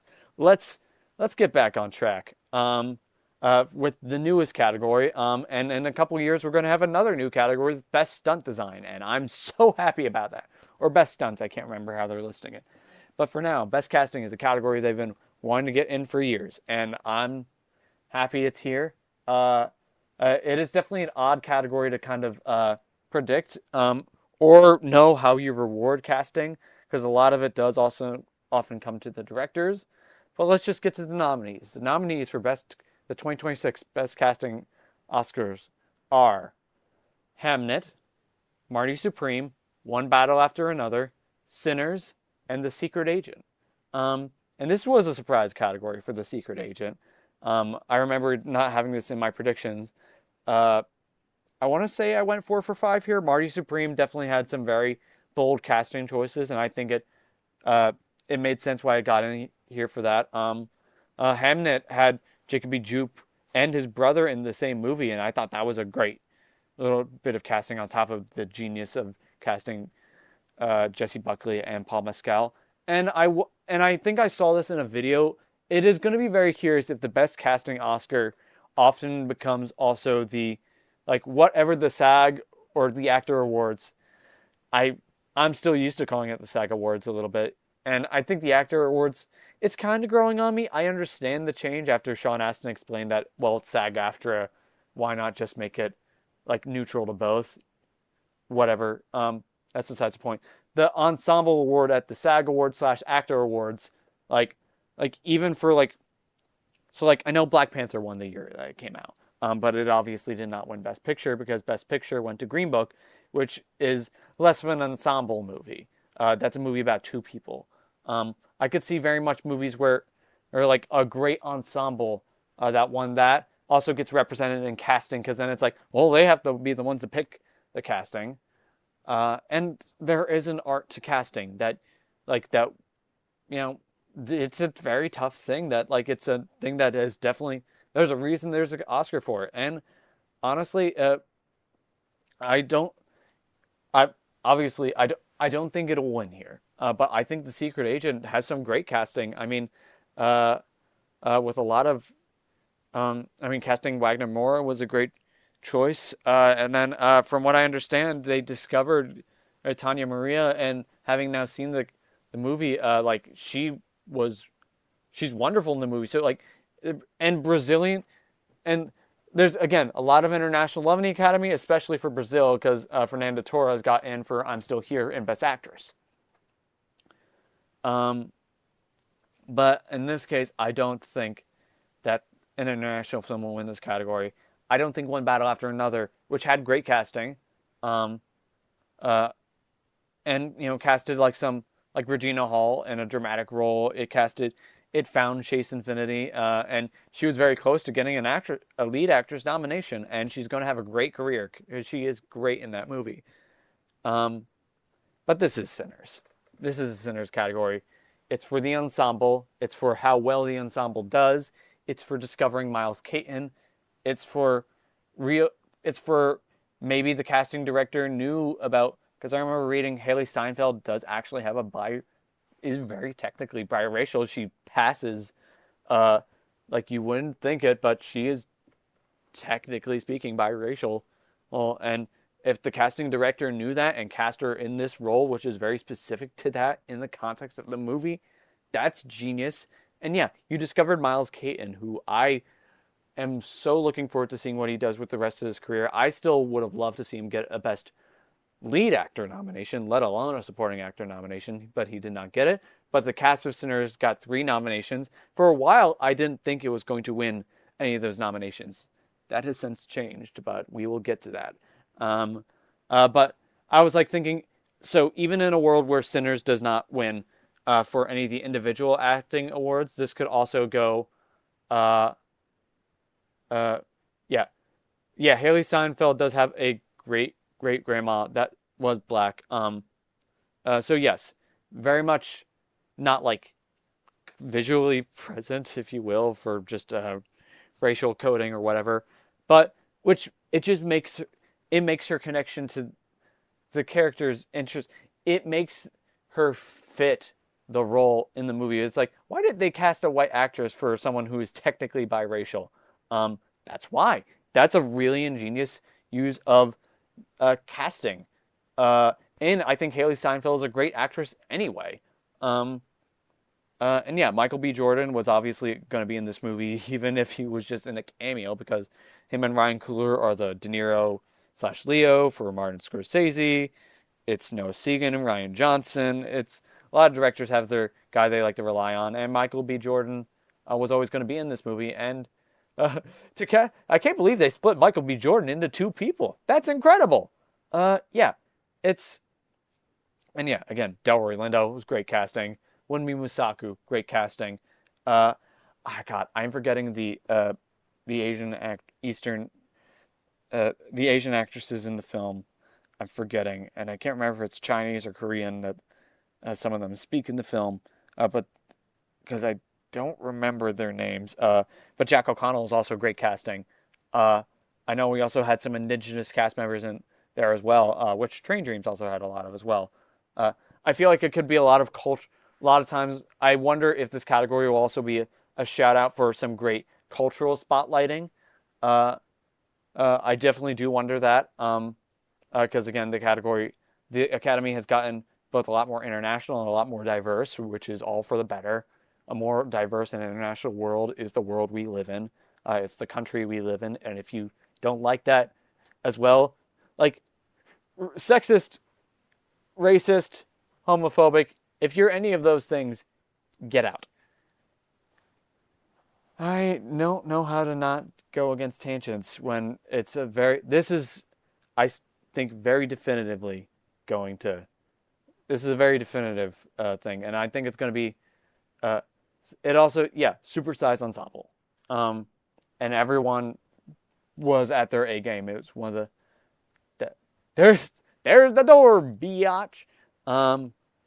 Yes. You don't like, if you don't like what I have to say personally, that's fine. If you don't like people of color, women, anyone that is LGBTQIA+, anyone that is disabled, or all of the above, get out. Tangent aside, this is an easy category. Our official Spinning the Cineweb predictions for best casting go are is, I should say, Sinners, and deservedly so.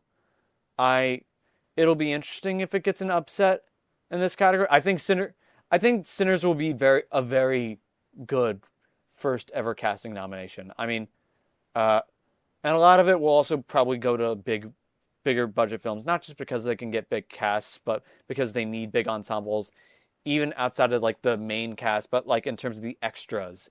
And a lot of big budget films always have those, unless you're like, I don't know, like a big budget sci-fi movie, but then the character is alone in space. That's the only other thing I'm thinking of. Let's move on. We're starting to now. I want to say we're above, like, we're starting getting into the big boy categories. I'm gonna move on to some of these screenplay categories next, before I get into the acting categories, and then I'll save director and picture for last. Let's start with original screenplay, and both original and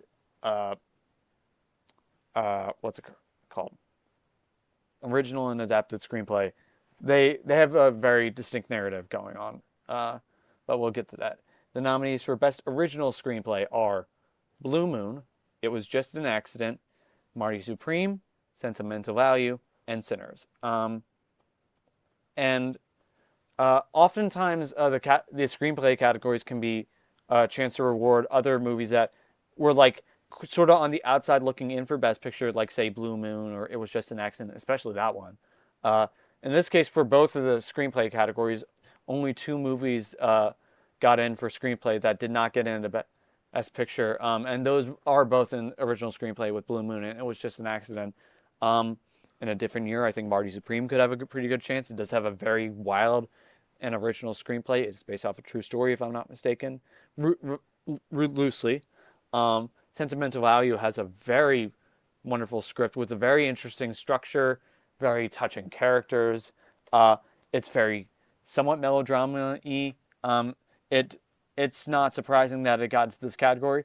In a different category, where the heavy hitters were split between the 2 categories, like say Sinners and One Battle were both in one category, then God knows who would win.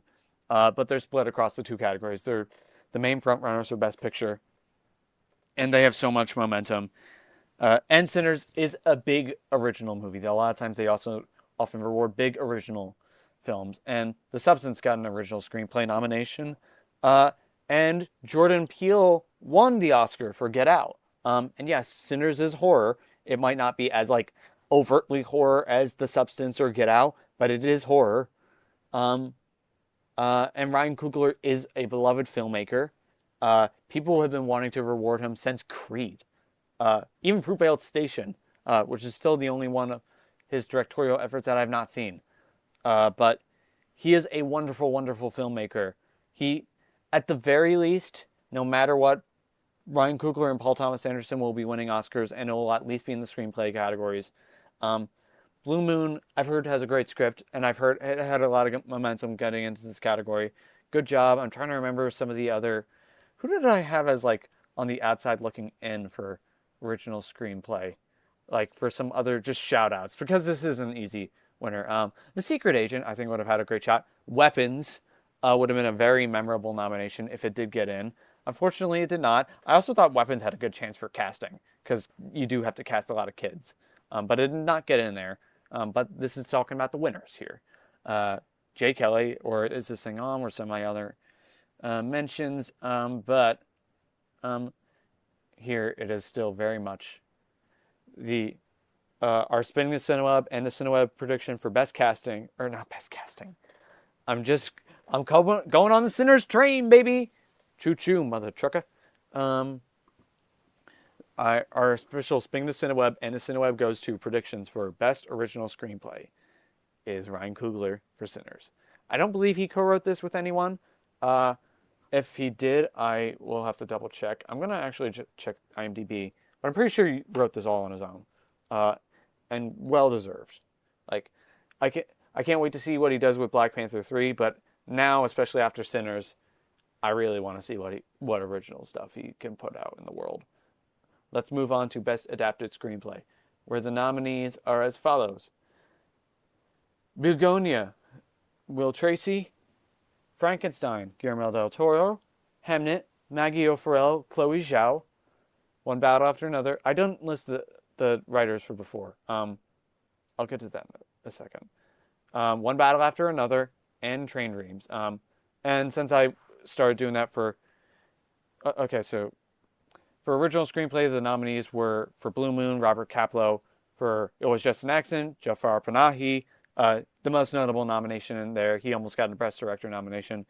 Nadir Zafir, Shadmir Rustine, and Medhi script. They're all script collaborators. Josh Shafty and Ronald Bronstein, Joachim Trier and Esco Vogt, and then Ryan Coogler for Sinners. Again, here we had Will Tracy for Begonia, Guillermo del Toro for Frankenstein, Maggie O'Farrell and Chloe Zhao for Hamnet, Paul Thomas Anderson for One Battle After Another, and Clint Bentley and Greg Quidar for Train Dreams. Very well-deserved nomination. It has a great script. The novel actually seems very interesting here, too. I want to say, I believe these are, 4 of these are based off of books, and Frankenstein is obviously a book that has been adapted many times in the film before. Begonia, I believe, is a remake of I think it's a Korean film.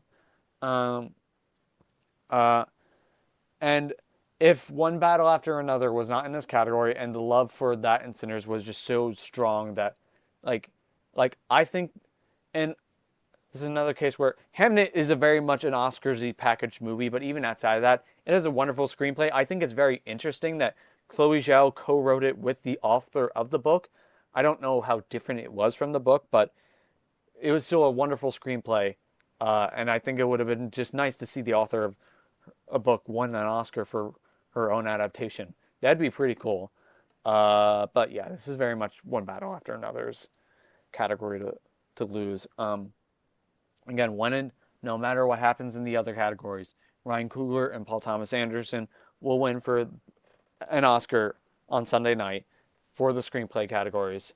Del Toro has won before. Will Tracy, I believe he's the... let me double check. He wrote The Menu a couple years ago. That was a really great script. I knew, because I couldn't remember if he worked with Yorgos before or wrote something that... I don't think The Menu got a screenplay nomination, but it was on the bubble. It got a WGA nomination.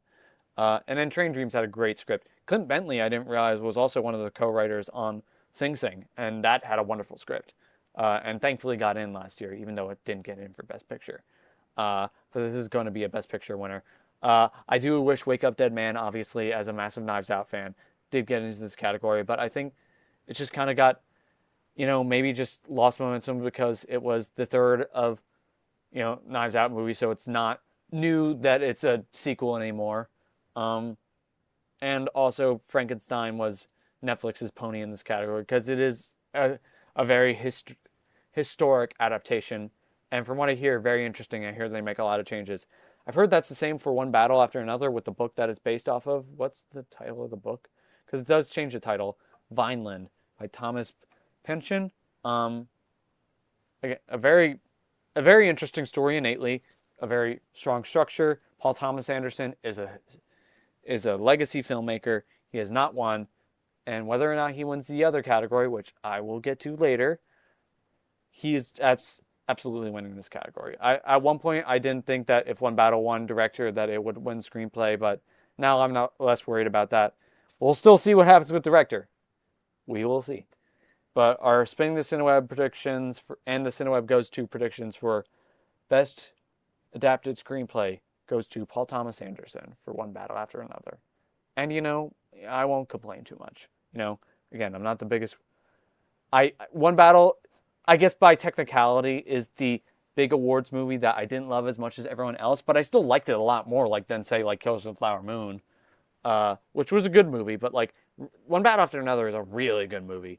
Maybe not as legendary for me as it is for a lot of other people, but I get it. Let's move on to the acting categories. Let's start with the supporting acting categories. And Janilla, Best Supporting Actor or Best Supporting Actress? It's coin toss. Do we want to go, get the men out of the way or ladies first? Like, what are we thinking? And you know, and given the fact that we're already, oh boy, we're getting close to the 2 hour mark, folks. We're getting close to the 2 hour mark. Let's hopefully I can keep this under 2.5. I love talking. Um, Actor. All right, let's start with best performance by an actor, or best supporting actor, best performance by an actor in supporting role, best supporting actor, if you will. The nominees are as follow. It's alphabetical order in terms of the actor's name and last name, I believe. Benicio del Toro for One Battle After Another. Jacob Elordi for Frankenstein. Delroy Lindo for Sinners. I want to hear Timmy's thoughts. Okay, yeah, we'll get to that. We'll get to that. We're getting there. We're getting there. We're getting there. Delroy Lindo for Sinners. Sean Penn for One Battle After Another. And Stellan Skarsgård for Sentimental Value. And in general, I'll just say that the acting categories have kind of become, like, I thought that I was getting pretty confident after a certain point, and then the actor awards happened, and now I have no clue what's going to happen. And then also the BAFTAs happened, for better or worse. In a lot of cases, it sounds like worse. Not sounds like it was. I mean, if you know about the controversy with the BAFTAs, I'm not going to go into it, but yeah. But the nominees, supporting actor has, it's shifted around a lot. Delroy Lindo has a lot of momentum going into this category. Jacob Elordi won the Critics' Choice, I believe. Del Toro was an easy favorite. Hold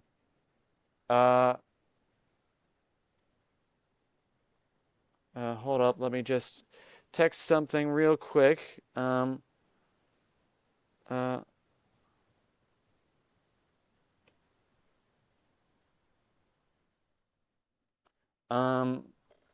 Anyway, this is I don't want to say wide open category.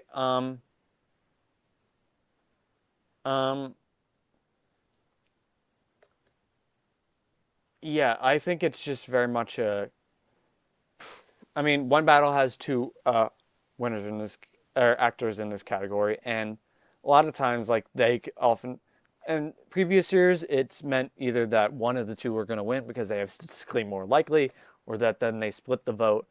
I'm trying to think of the last time a supporting actor or won when there were two other nominees in the category. I know supporting actress. I know Jamie Lee Curtis won, and then last year Zoe Saldana. I'm just trying to rack my brain, but this is often the time the sporting categories often showcase more of the ensemble, and it's either pick who your favorite is or we can't pick, so let's reward another person.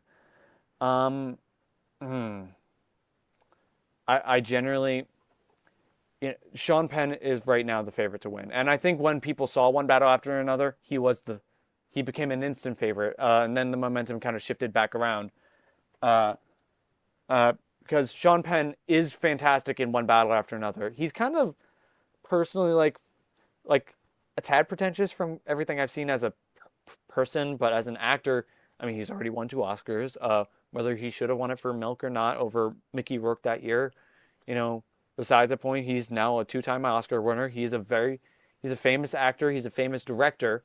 I believe was he overseas for Ukraine? I think, if not that, then very vocal about his support for Ukraine. And yeah, Colonel Lockjaw is one of the most memorable cinematic characters from last year, and one of the most memorable villains I've seen in years. He does steal the movie for me personally. Like, it's a great ensemble, but his character is just phenomenal. It's impossible to take your eyes off of him. He's just like you encounter that man in real life and you're running.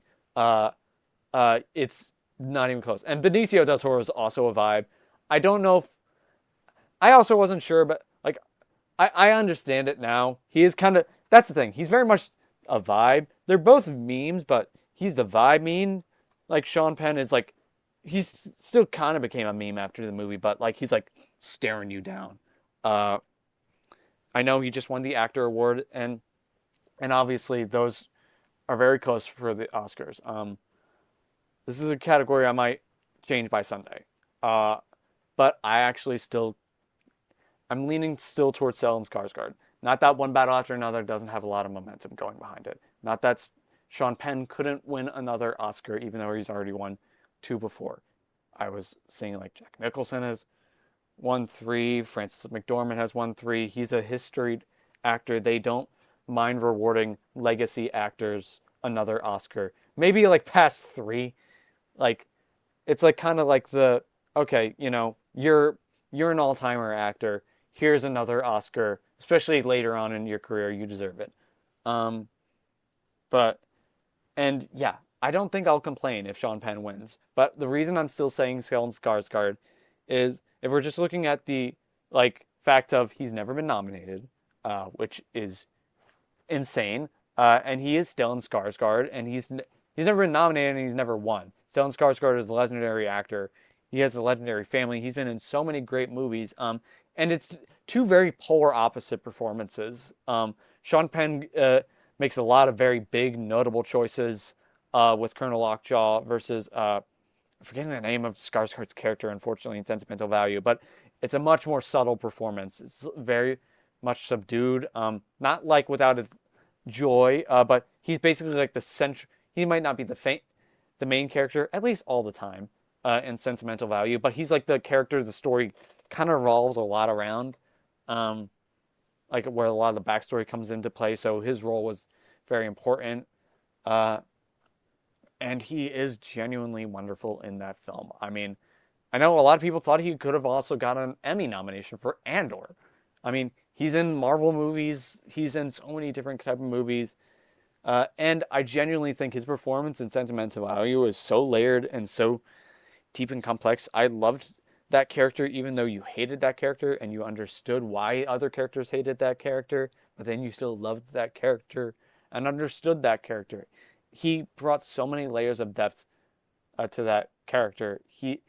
Even outside of the fact that he's never been nominated before and he's never won, I think I am still at the current moment leaning Stellan Skarsgård.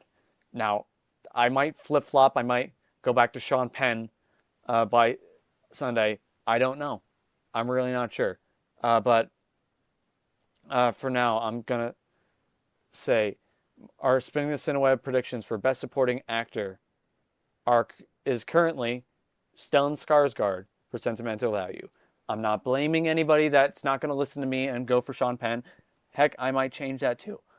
Honestly, I think even though at one point I was like, okay, I'm not sure since Sean Penn's already won, Stellan Skarsgård's won before. But then the more I thought about it, it's like, yeah, even though Sean Penn might be an odd human being, he's not at least an asshole of a human being. Well, too much. Not Adrian Brody level of pretentious. We're gonna see him again this year, and they're probably gonna make a joke about how long his speech was. Oh boy. And Kieran Culkin is going to talk about these nominees. Isn't that fun? Or supporting actors, one of the two. But at the current moment, I think I'm leaning Skarsgård. He had the momentum for a lot of the season. Sean Penn, it kind of went back his way. Honestly, I wouldn't blame anybody if it's just a coin toss. They're both great. And Sentimental Value will still at least win one Oscar, but there was a lot of love for it in the Academy and international love as well. And a lot of these other performances are bigger performances. Maybe the actors will be like, oh, well, let's reward one of the more subtle performances. Let's move on to Best Supporting Actress. The nominees are, Elle Fanning for Sentimental Value, Inga Ebsdatter Lilias for Sentimental Value as well, Amy Madigan for Weapons, Wunmi Musaku for Sinners, and Teyana Taylor for One Battle After Another. I think Teyana Taylor initially won the Golden Globe. I don't like talking about the Golden Globes, but I do like to still acknowledge the precursors. And because of how memorable Teyana Taylor's role is in the movie, she's only in the first chunk of the movie, but is one of the central characters that the plot revolves around, and she is fantastic in that section, in the part of the movie she's in. Like you still feel her presence after she's left the movie. I thought for quite a while that she had kind of snuck up behind I guess back to front runner. Um, uh, and also like maybe people will be like, hey, it's a singer that got into acting, cool. Uh, but I thought really the work was gonna be it for one battle after another. Wunmi Musaku has an outside. I don't. I'm. I don't think it's I don't think she's second, but I wouldn't be too shocked because Sinners, if the Sinners tide raises all ships in that regard, then Wunmi Musaku was wonderful in that movie. Wouldn't it be great if Wunmi Musaku and Haley Steinfeld got in for? But I'm not complaining about Ella Fanning and both sentimental value actresses getting in either. I definitely don't think with supporting actor. I don't think Del Toro cancels out Sean Penn at this point, but I do think sentimental value, the nomination for Inga and Elle Fanning, is the win. Especially since Elle Fanning was kind of on the outside looking in. Uh, uh, yeah, so they gave wonderful performances in sentimental value. So Wunmi Musaku has a decent shot. Teyana Taylor, I still think has a very good shot. I won't be too shocked if she takes it on Sunday. But after she won the actor award, and I was just listening to I saw a TikTok earlier that only one time in the last 15 years or so has this winner for supporting actress not matched up with the winner at the Oscars. And that was in the case where the Emily Blunt for A Quiet Place wasn't nominated for the Oscars. Which is funny, because she was wonderful in A Quiet Place. But, this is a case where one movie in this category has only one nomination for this movie. It's a movie that people loved over the summer. Another great horror movie, another great WB movie that came from last year. Although, Warner Brothers and Paramount, you're stressing me out, man. You're stressing me out. Why can't you just find a boatload of money to get yourself out of billions of dollars in debt? How do you even get into billions of dollars of debt? That's besides the point. Weapons was a great movie. Weapons had a great impact. Critics loved Weapons, and audiences loved Weapons. The Academy was still very close to giving screen. I guarantee you, like if they showed like full rankings on what didn't make it, Weapons was at least in the top 10 for original screenplay, and we know Weapons was in the shortlist for casting. But yeah, she won the actor award. She was the front runner when Weapons came out. Was initially going to be like a sneak attack nomination, and then just became an obvious nomination and the obvious winner. Aunt Gladys is if Colonel Lockjaw ain't a memorable character, then Aunt Gladys sure as hell is. And I mean, I just watched a clip of her the other day. Chills, active chills. I don't want to go near this woman. That's the idea. So, and she has been nominated before, once a long time before. So the Academy might be like, and an older woman. Oftentimes, especially with the actress categories, unfortunately, they do like to often they often reward younger because that's just a thing with women and aging. That's, again, sexism. But that's besides the point. I don't think that's why Amy Madigan is going to win for Weapons. I think Amy Madigan in Weapons is why she's going to win for Weapons. I'm not ruling out Teyana Taylor. I think I feel a little bit more confident in this than for supporting actor. But I'm going to say for our Spinning the Cineweb prediction for Best Supporting Actress is Amy Madigan for Weapons. And I'm very happy about that. Janelle, have you seen Weapons? Because if you haven't, man, you need to see it. And I need to watch. I wouldn't mind rewatching it with you, or I just need to rewatch it because Weapons is a movie that is an innate mystery. So, and Amy Madigan's character is. I don't want to say too much about what she does in the movie. For anybody that hasn't seen Weapons, but man, that's a deserving performance. Let's move on to. I'm gonna say the testier of the lead actor categories. Best lead actor or best actor. Janella, we're finally here. There you go. You have seen Weapons. Yes. I can't wait to see it with someone who's not seen it. So that way I'll be piecing together more things and also getting their reaction. That would be a great time to watch Weapons when I've already seen it, but knowing someone else hasn't seen it. I'm looking forward to that. Um, for Best Actor, the nominees are Timothée Chalamet for Marty Supreme, Leonardo DiCaprio for One Battle After Another, Ethan Hawke for Blue Moon, Michael B. Jordan for Sinners, and Wagner Moura for The Secret Agent. I'm going to just play the not that game for now. Even though Variety was saying Ethan Hawke for months, not that for him. Not to discredit him, there's a non-zero chance of him winning. He is a wonderful actor, and he will win an Oscar at some point. This is, I believe, his 4th nomination. He did a great job. Even if now I've seen Train Dreams, I would have loved it. Joel Edgerton got in for that movie. He hasn't ever gotten a nomination. He was close. But I've heard Ethan Hawke was great in Blue Moon. And it's a musical theater thing. Leonardo DiCaprio, at first I was like, okay, yeah, I don't know why.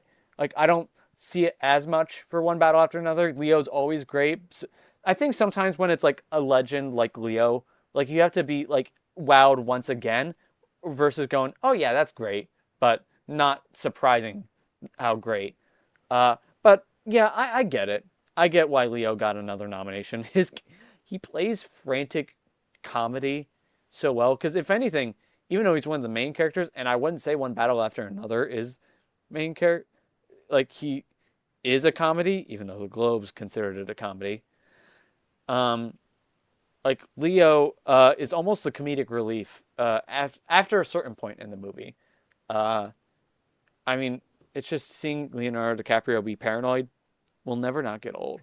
And he's, great in the Oscars. Yeah, I mean, it's a very memorable performance. Leo's great, but he's now won. He's finally passed that streak. Those are the two like definite not that's. And in general, there's 2 people we're gonna really talk about. But I am definitely not ruling out Wagner Moura for The Secret Agent. First off, a lot of international love again. Second off, he is wonderful in the movie. And also I just kind of feel like, people always love a dark horse underdog, and I feel like that very much would be the case for Wagner Moura, especially since Fernando Torres did not win last year. Again, there's a lot of Brazilian love in the Academy.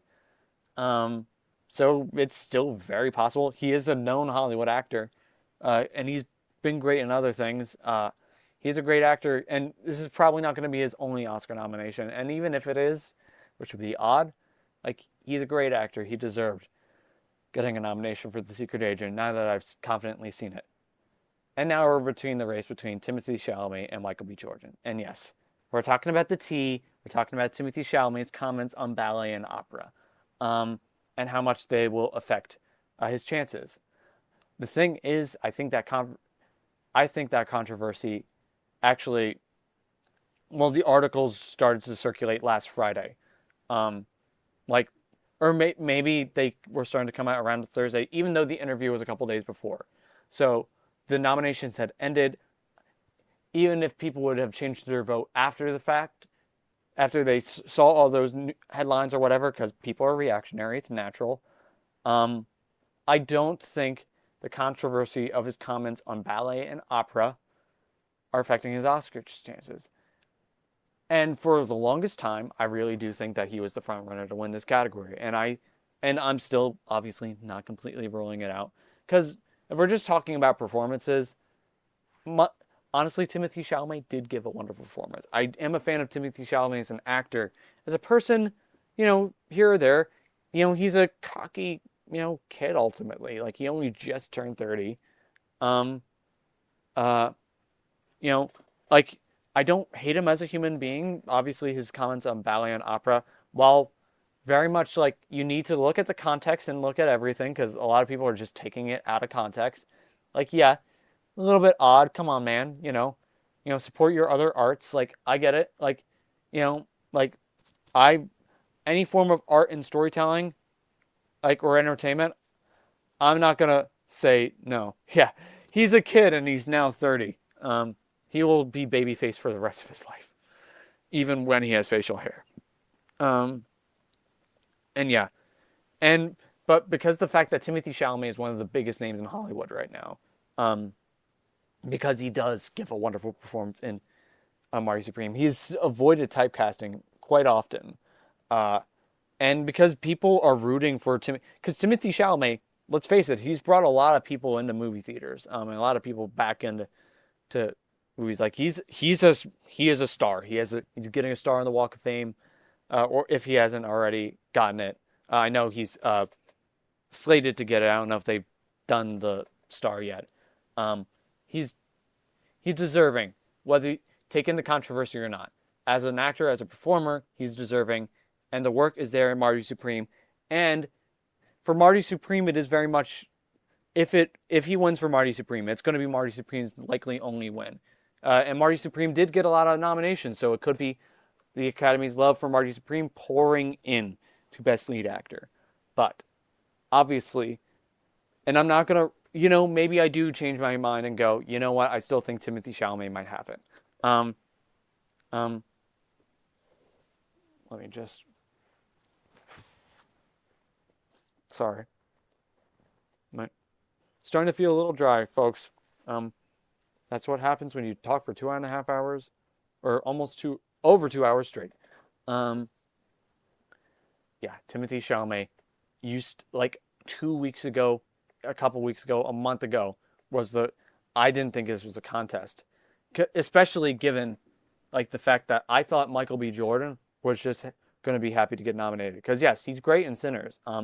Even though I'll always be a little bit bitter that they didn't campaign Miles Caton for Sinners in lead actor. I thought that would have been a great, bold move, a la Lily Gladstone, where, yes, he might not be the name on the top of the posters, but he's the heart and soul of Sinners. And it's also basically, like, Michael B. Jordan might be the main character, or some of the main characters of Sinners. There's no denying why he's in lead actor.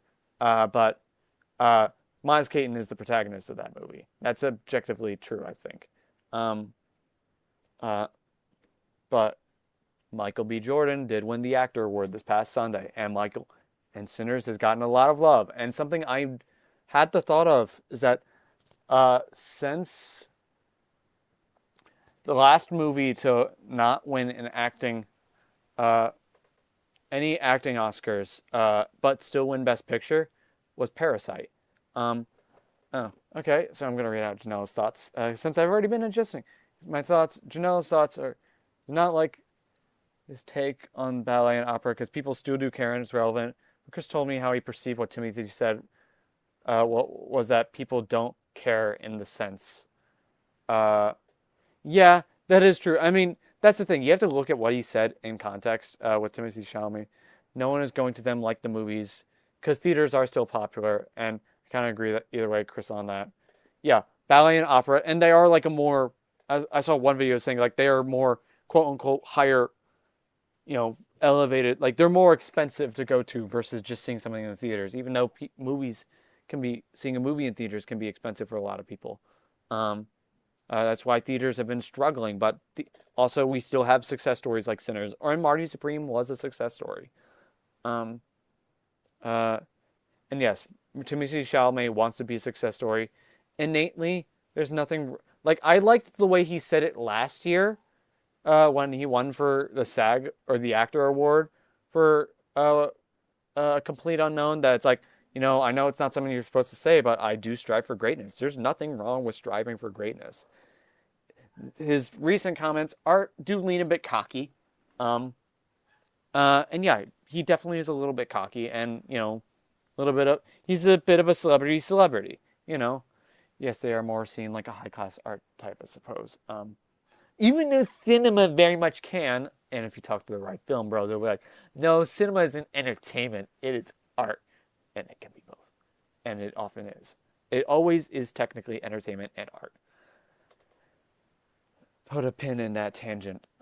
Michael B. Jordan won the actor award for Sinners out of nowhere. And yes, does it always match up with the Oscars? No. No. Oftentimes it does. And in the case of of Stellan Skarsgård, I am still predicting him over Sean Penn, even though Sean Penn won the actor award. I don't know what the stats are on that, on like how often it's matched up with the Oscars. Timothy's like mindset. To be honest, I think people should think that way if they want to achieve greatness. Yeah, that's true. It does kind of like feel like an athlete's point of view on like him wanting to be seen as a great, like, because I think not a lot of people will always consider that cocky for, and that's Janelle's thoughts on Timothy. You know, don't blame you. All your thoughts are very valid. But to just talk about just like apples and oranges in terms of the performances, like Michael B. Jordan is great in Sinners. He did a great job playing. Like it's like they split Michael B. Jordan into two. It was a common trend last year of having an actor play two roles in the same movie, and he did a great job at playing Smoke and Stack. I often, in my head, I always think of Michael B. Jordan as Smoke in the movie, but he is great as Stack too. So I guess double the love there. And yes, Sinners won the Ensemble Award at the SAG Awards as well. And Sinners has a lot of love from the actors because it has a wonderful ensemble. So that's also pouring into Michael B. Jordan. And Sinners is one of the frontrunners to win Best Picture. Yes. And again, since Parasite, every single Best Picture winner has at least had one acting winner. Nomadland, Frances McDormand. Supporting actor for Troy Kotsur and Coda. Everything, Everywhere, All at Once won all three of those categories. Whether you agree with Jamie Lee Curtis winning or not. It still won the other two acting awards that year. Oppenheimer won 2. Mikey Madison upset Demi Moore for Nora. Not undeservedly. And yes, Sinners is also not just, and you know, it doesn't necessarily need to be like Troy Kotsur won for Coda, but he wasn't the face of that movie. Michael B. Jordan is the face of Sinners, and he is a great actor. People have loved Michael B. Jordan since The Wire, like in the 2000s, or was The Wire also the 90s? I can't remember. I haven't seen it, so I need to. But this is his first nomination, and people love Michael B. Jordan. People. And yes, despite my wishes for Miles Caton to be lead actor in this category, it makes sense for him to be in lead actor. And he did give great performances. For a while, I really did think this was Timothée Chalamet's category to lose.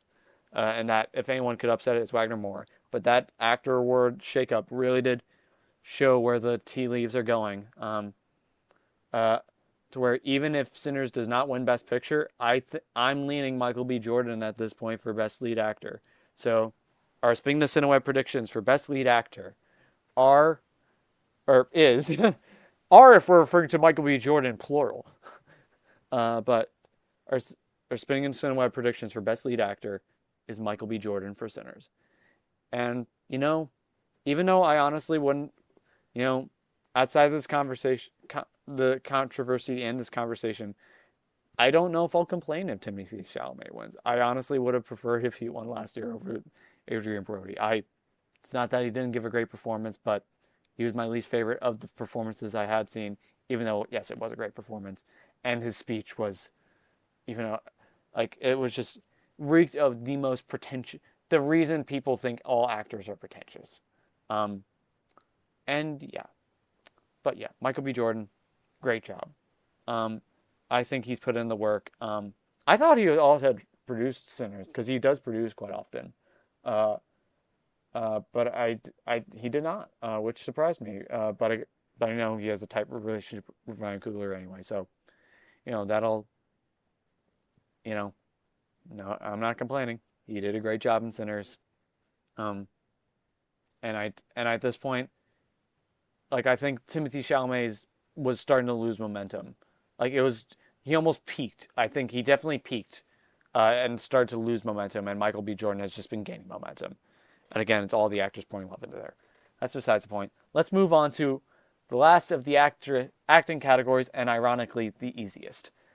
For Best Lead Actress or Best Actress, the nominees are Jessie Buckley for Hamnet, Rose Byrne for If I Had Legs, I'd Kick You, Kate Hudson for Song Song Blue, Renata Rensva for Sentimental Value, and Emma Stone for Begonia. To play that game again, most of the nominees. Emma Stone, she's won now 2. And Begonia was great, deserving of the nomination. A lot of people also still were really hoping Jesse Plemons could get a lead actor nomination for Begonia. I wouldn't have complained. He was fantastic in Begonia, as he is always. Maybe even some of that could lead into it. But she's won before. She has such a great collaboration with Yorgos.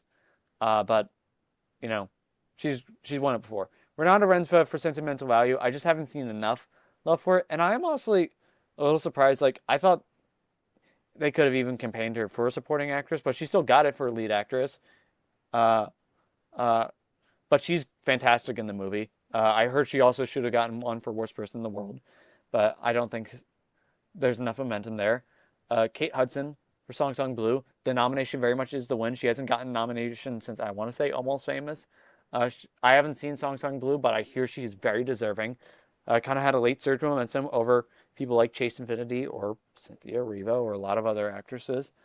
And then definitely the dark horse win here would be Rose Byrne for If I Had Legs, I'd Kick You. She's the one that, if anyone else can win this category, it's her, because it's her performance alone is one of the reasons why If I Had Legs, I'd Kick You was one of my favorite movies from last year. She is that movie. She's in every single scene, and she's insanely extraordinary. If it wasn't for, well, in any other year, she probably would have won this category. But Jessie Buckley has got this award in the bag. This is the easiest category to predict for the acting awards. You see the work in Hamnet, you go, oh yeah, duh. You see her other performances, you go, wait, she hasn't won yet? I still need to see The Bride. I'm very much looking forward to that. And I hear the movie makes very bold choices. She always makes bold choices. She seems like a lovely human being. She's won every single precursor. The performance is all there for Hamnet. This is the one of the easiest categories to predict of the entire night, frankly. She's had the momentum the whole season and has not lost that for a second. So let's just not even let's stop cutting the brass tacks. Our Spring the Cineweb prediction for Best Actress is Jessie Buckley for Hamnet, and very well deserved. I loved her in that movie, and Hamnet is still it's still probably of the Best Picture nominees, my second favorite. It's one of my favorite. It's my third favorite movie last year. I love that movie. She's wonderful in it. The whole cast is wonderful, and this is also the one. I don't think, unfortunately, Hamnet is going to win a lot of the other Oscars it's nominated for, but damn it, it's at least going to win for lead actress, and deservedly so. Let's move on to Best Director. The nominees are Paul Thomas Anderson for One Battle After Another, Ryan Coogler for Sinners, Josh Safdie for Marty Supreme, Joachim Trier for Sentimental Value, and Chloe Zhao for Hamnet.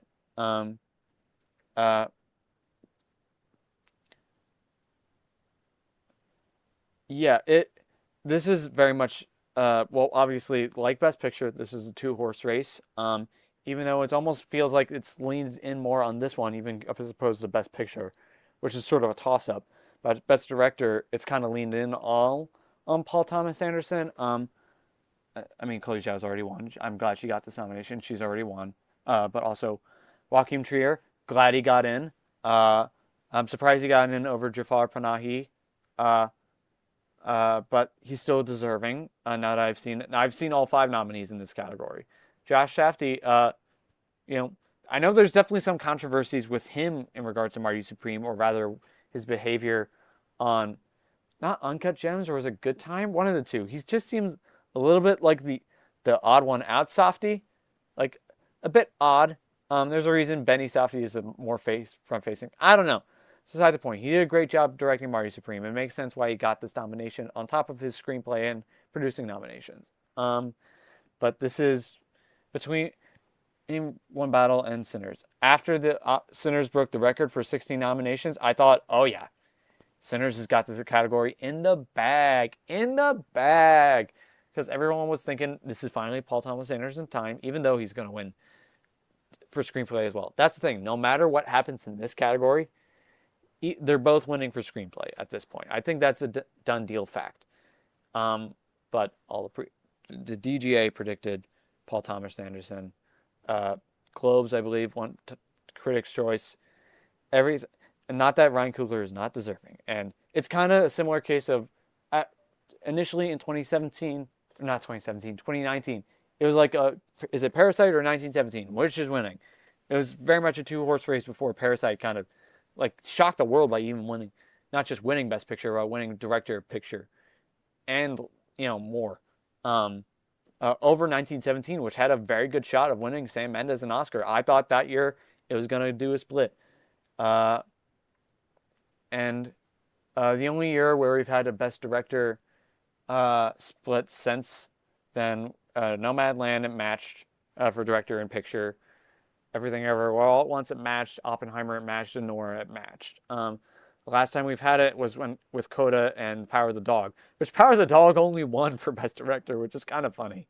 But then Coda was not in that category. So maybe, like, if they had won, or if it actually had been in that race, then, well, Jane Campion had legacy. That's the thing. A lot of times, Best Director can a lot of times be awarding legacy, and oftentimes, like, La La Land did not win Best Picture, but it still won Best Director. And Moonlight won Best Picture that year, even though they both got to share that spotlight, intentional or otherwise. Yeah, I personally, if I were an Academy voter, I'd be voting for Ryan Coogler. Not that Paul Thomas Anderson is a legacy filmmaker, but I am a massive Ryan Coogler fan. But I can't deny it. I think Paul Thomas Anderson's got this. He did a great job directing the movie. He is a legacy filmmaker, a legacy director, and all the momentum is in his favor.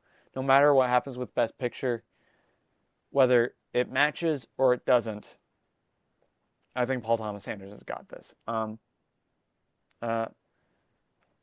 And yeah, so our spinning the Cineweb predictions for Best Director is Paul Thomas Anderson for One Battle After Another. I would be very happy to be wrong. Maybe by Sunday I'll go with my heart, stupidly or otherwise. I'll be happy to be wrong, and honestly, I'd prefer for it to be Ryan Coogler. But One Battle After Another is deserving in this category. And now on to the big boy. The one you've all been waiting for, or at least the chat has been waiting for, aka Janela. But I hope for anybody watching this in live or on the VOD that you've been enjoying everything up until this point. Now we're on to the big category, the one that everybody cares about. Best Picture. The nominees for Best Picture are Begonia, F1, Frankenstein, Hamnet, Marty Supreme, One Battle After Another, The Secret Agent, Sentimental Value, Sinners, and Train Dreams. Obviously, what a comeback year for Warner Brothers, and which is a weird time for that.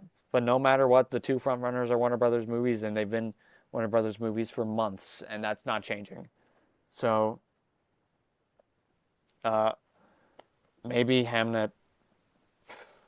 That's the only other thing that could come anywhere close, or Sentimental Value. But it's between One Battle or Sinners. There's no reason dancing around that, and that's the biggest question. That is the question. And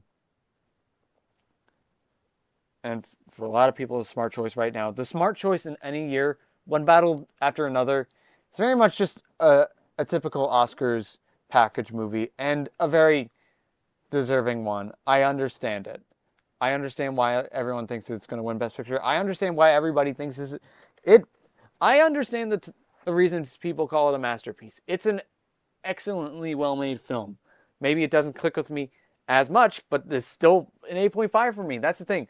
A lot of times, like when you like something a lot, but you don't love it as much as everyone calling it a masterpiece, you feel like you hate it, and you have to reinstate yourself on it. But I still do really enjoy One Battle After Another. I do think about it quite a bit. I honestly probably should buy it on digital or Blu-ray because it's a great movie, and it's an insane, and they did so many interesting things. It's very pressing for the times, and anytime it's entertaining, it's an epic. I understand it. Like honestly, like I mean, maybe if it wasn't for the fact that like the other frontrunner to me is just like so much more preferred, like I wouldn't complain, and I might, and maybe I still won't. I don't know. I don't know how I'll react if it wins Best Picture, and it's very, very likely. I mean, I still think in my mind this is a coin toss, and for a lot of people, it still is kind of. Some people it's up in the air. Some people it's a done deal. Uh, it would technically be a snub, or it would be a massive upset if One Battle didn't win. It'd be a massive upset if another movie outside of Sinners won. Because that would be like, what? Not only did One Battle after another win, but Sinners didn't win either? That's weird. Um, Not that, but again, this is a great Best Picture lineup. Honestly, like, would I switch some things out? Yes, but all these movies are deserving. They're really strong contenders. This is one of the Best Picture lineups I've seen in a while. But yes, I think Sinners has got it. I think Sinners has had it, the momentum. A lot of times with bigger movies, with like Oppenheimer, everything I've ever once had a tiny budget, but had a big presence, and looked like a big movie. Anora was a lot smaller and had a more late year release, but had a lot of momentum from Cannes. Um, uh, and Coda was at least late summer, I believe. And Coda just had a lot of late season momentum. Uh, but yeah, Sinners has had so much momentum. It's a box office phenomenon. It's a critical phenomenon. It's my second favorite movie of last year. It's iconic. It is an instant classic. Like, I don't think people can argue that Sinners does so many things well, even if you didn't click with it. And same for One Battle. Excuse me. But I just think I'm some of it's my heart, but a lot of it's my brain. I think that even though the DGA, the PGA, and half the WGA has gone One Battle, and it's for a good reason, I think Sinners still has, because to me, like, I think Sinners it's bold, it's big, it's one battle after another. Like, despite the fact that it's based off a book, it's still like a big, important movie. Like the fact that we can have big, important, epic, long-spanning dramas. Sinners is not only a big, important drama and horror movie and genre pick. It would be so. If I'm not mistaken, I think this outside of the Silence of the Lambs, which again, debate whether you consider that horror. Outside of that, it's going to be one of the only horror movies to win Best Picture. Like a lot of, like all black centric. Even though One Battle has a lot of themes on race as well, but they're very much hand in hand movies. But I think Sinners has. I'm still, maybe I'm just trying to will it into existence. I think Sinners still has it. I think it could be, because the thing is, there's a lot of love between both. If Paul Thomas Anderson wins director, it's like, okay, yay, we finally got to reward him, and One Battle still got a good chunk of presence. It's not going to go away on Oscars night, Oscar lists. Same with Sinners. But it's like, just Sinners just feels like it feels like it changed the game. The way people have been talking about like original movies, like it's an original blockbuster that made a big splash. And like Oppenheimer is a huge movie and innately a blockbuster, but it's also a lot of the typical Oscars package. And it's also like, it's not shocking that eventually a Christopher Nolan movie was going to win Best Picture because he's a historied filmmaker. But yeah, I don't know. This is, again, it's the reason it's one of the tightest Oscar races in history. I'm not going to blame anybody for picking one battle after another, but I still think there's a lot of reasons that Sinners should win this category, and I still think there's a lot of reasons it will win this category. There's a lot of love from the actors. Like, people love Sinners. They love one battle after another as well, but like, I think if we're going preferential ballot, I think Sinners is going to rank a lot higher. Where, like, sure, one battle is going to be a lot of ones and twos, but I could also see it being lower on some people's lists. Whereas Sinners, I don't see it being like at the bottom of the barrel unless you're just queasy and you can't do horror. Like everybody, like Sinners is like appealed to people that don't even like horror movies. It probably appeals to some racists. But yeah, it's gonna be. I'm gonna be waiting with bated breath to see what name is called out on Oscars night. And am I complaining? With well, I'm rooting for Sinners. And I still think it has enough momentum in the train. It's kind of the big juggernaut versus the little train that could. It's innately more of an underdog comparatively, even though it still broke the record with most nominations ever, not just by one, but by two. Yeah. Our Spin the Cineweb official predictions for Best Picture goes to Sinners. And there's a lot of, again, if this does happen, then Ryan Coogler and Paul Thomas Anderson are both walking away with 2 Oscars because Coogler did produce the movie along with his wife. I love that. And they did say that it's like the name, and I may or may not. I will tell the full story. I did know that I just watched a video on like working titles on like a guessing game with the Reese Feldman. And like yeah, I've known about Sinners since it was announced that Ryan Coogler is making a new original movie. And interestingly, I didn't think it was going to be this from the marketing, even though I love Ryan Coogler, but I still had faith, and that faith was rewarded, and it's been continued to be rewarded. But but if one battle wins, I'll understand it and I'll respect it. I will. I'm trying not to put too much of a fuss. I think that'll do it. I'm gonna try and wrap this up because my throat is dry. And I think I've been rambling on long enough. I hope everyone who's watched this has been able to enjoy this. Please let me know in the comments what you think. Do you have any upsets? Is there anything you want to see from the ceremony? I mean, I did mention the description that it is going to be a very emotional In Memoriam. I mean, Catherine O'Hara, I know where Rob Reiner is going to get a distinctive tribute, but we lost a lot of great people last year, or up until this Oscars. I mean, just, but I'm looking forward to see what Conan and Brian does. Maybe we get some nice trailer previews. I hear there's going to be some Marvel reunions. And, worst comes to worst, it's going to be a great night for movies. Thank you all so much for watching. I am not 1,000% sure whether I will be back on Monday for reactions to the Oscars. I mean, I know I'm available to do it. But, whether just my schedule lines up. I still do need to see The Bride. I still have things to go on, and if I don't get to it on Monday, then I don't know when I'll be able to get to it, because I got a busy week lined up next week. But I'm gonna be posting my ballot. I will I'll make note if there's any changes. From what I've said here, the shorts are gonna be ballot busters. I guarantee it.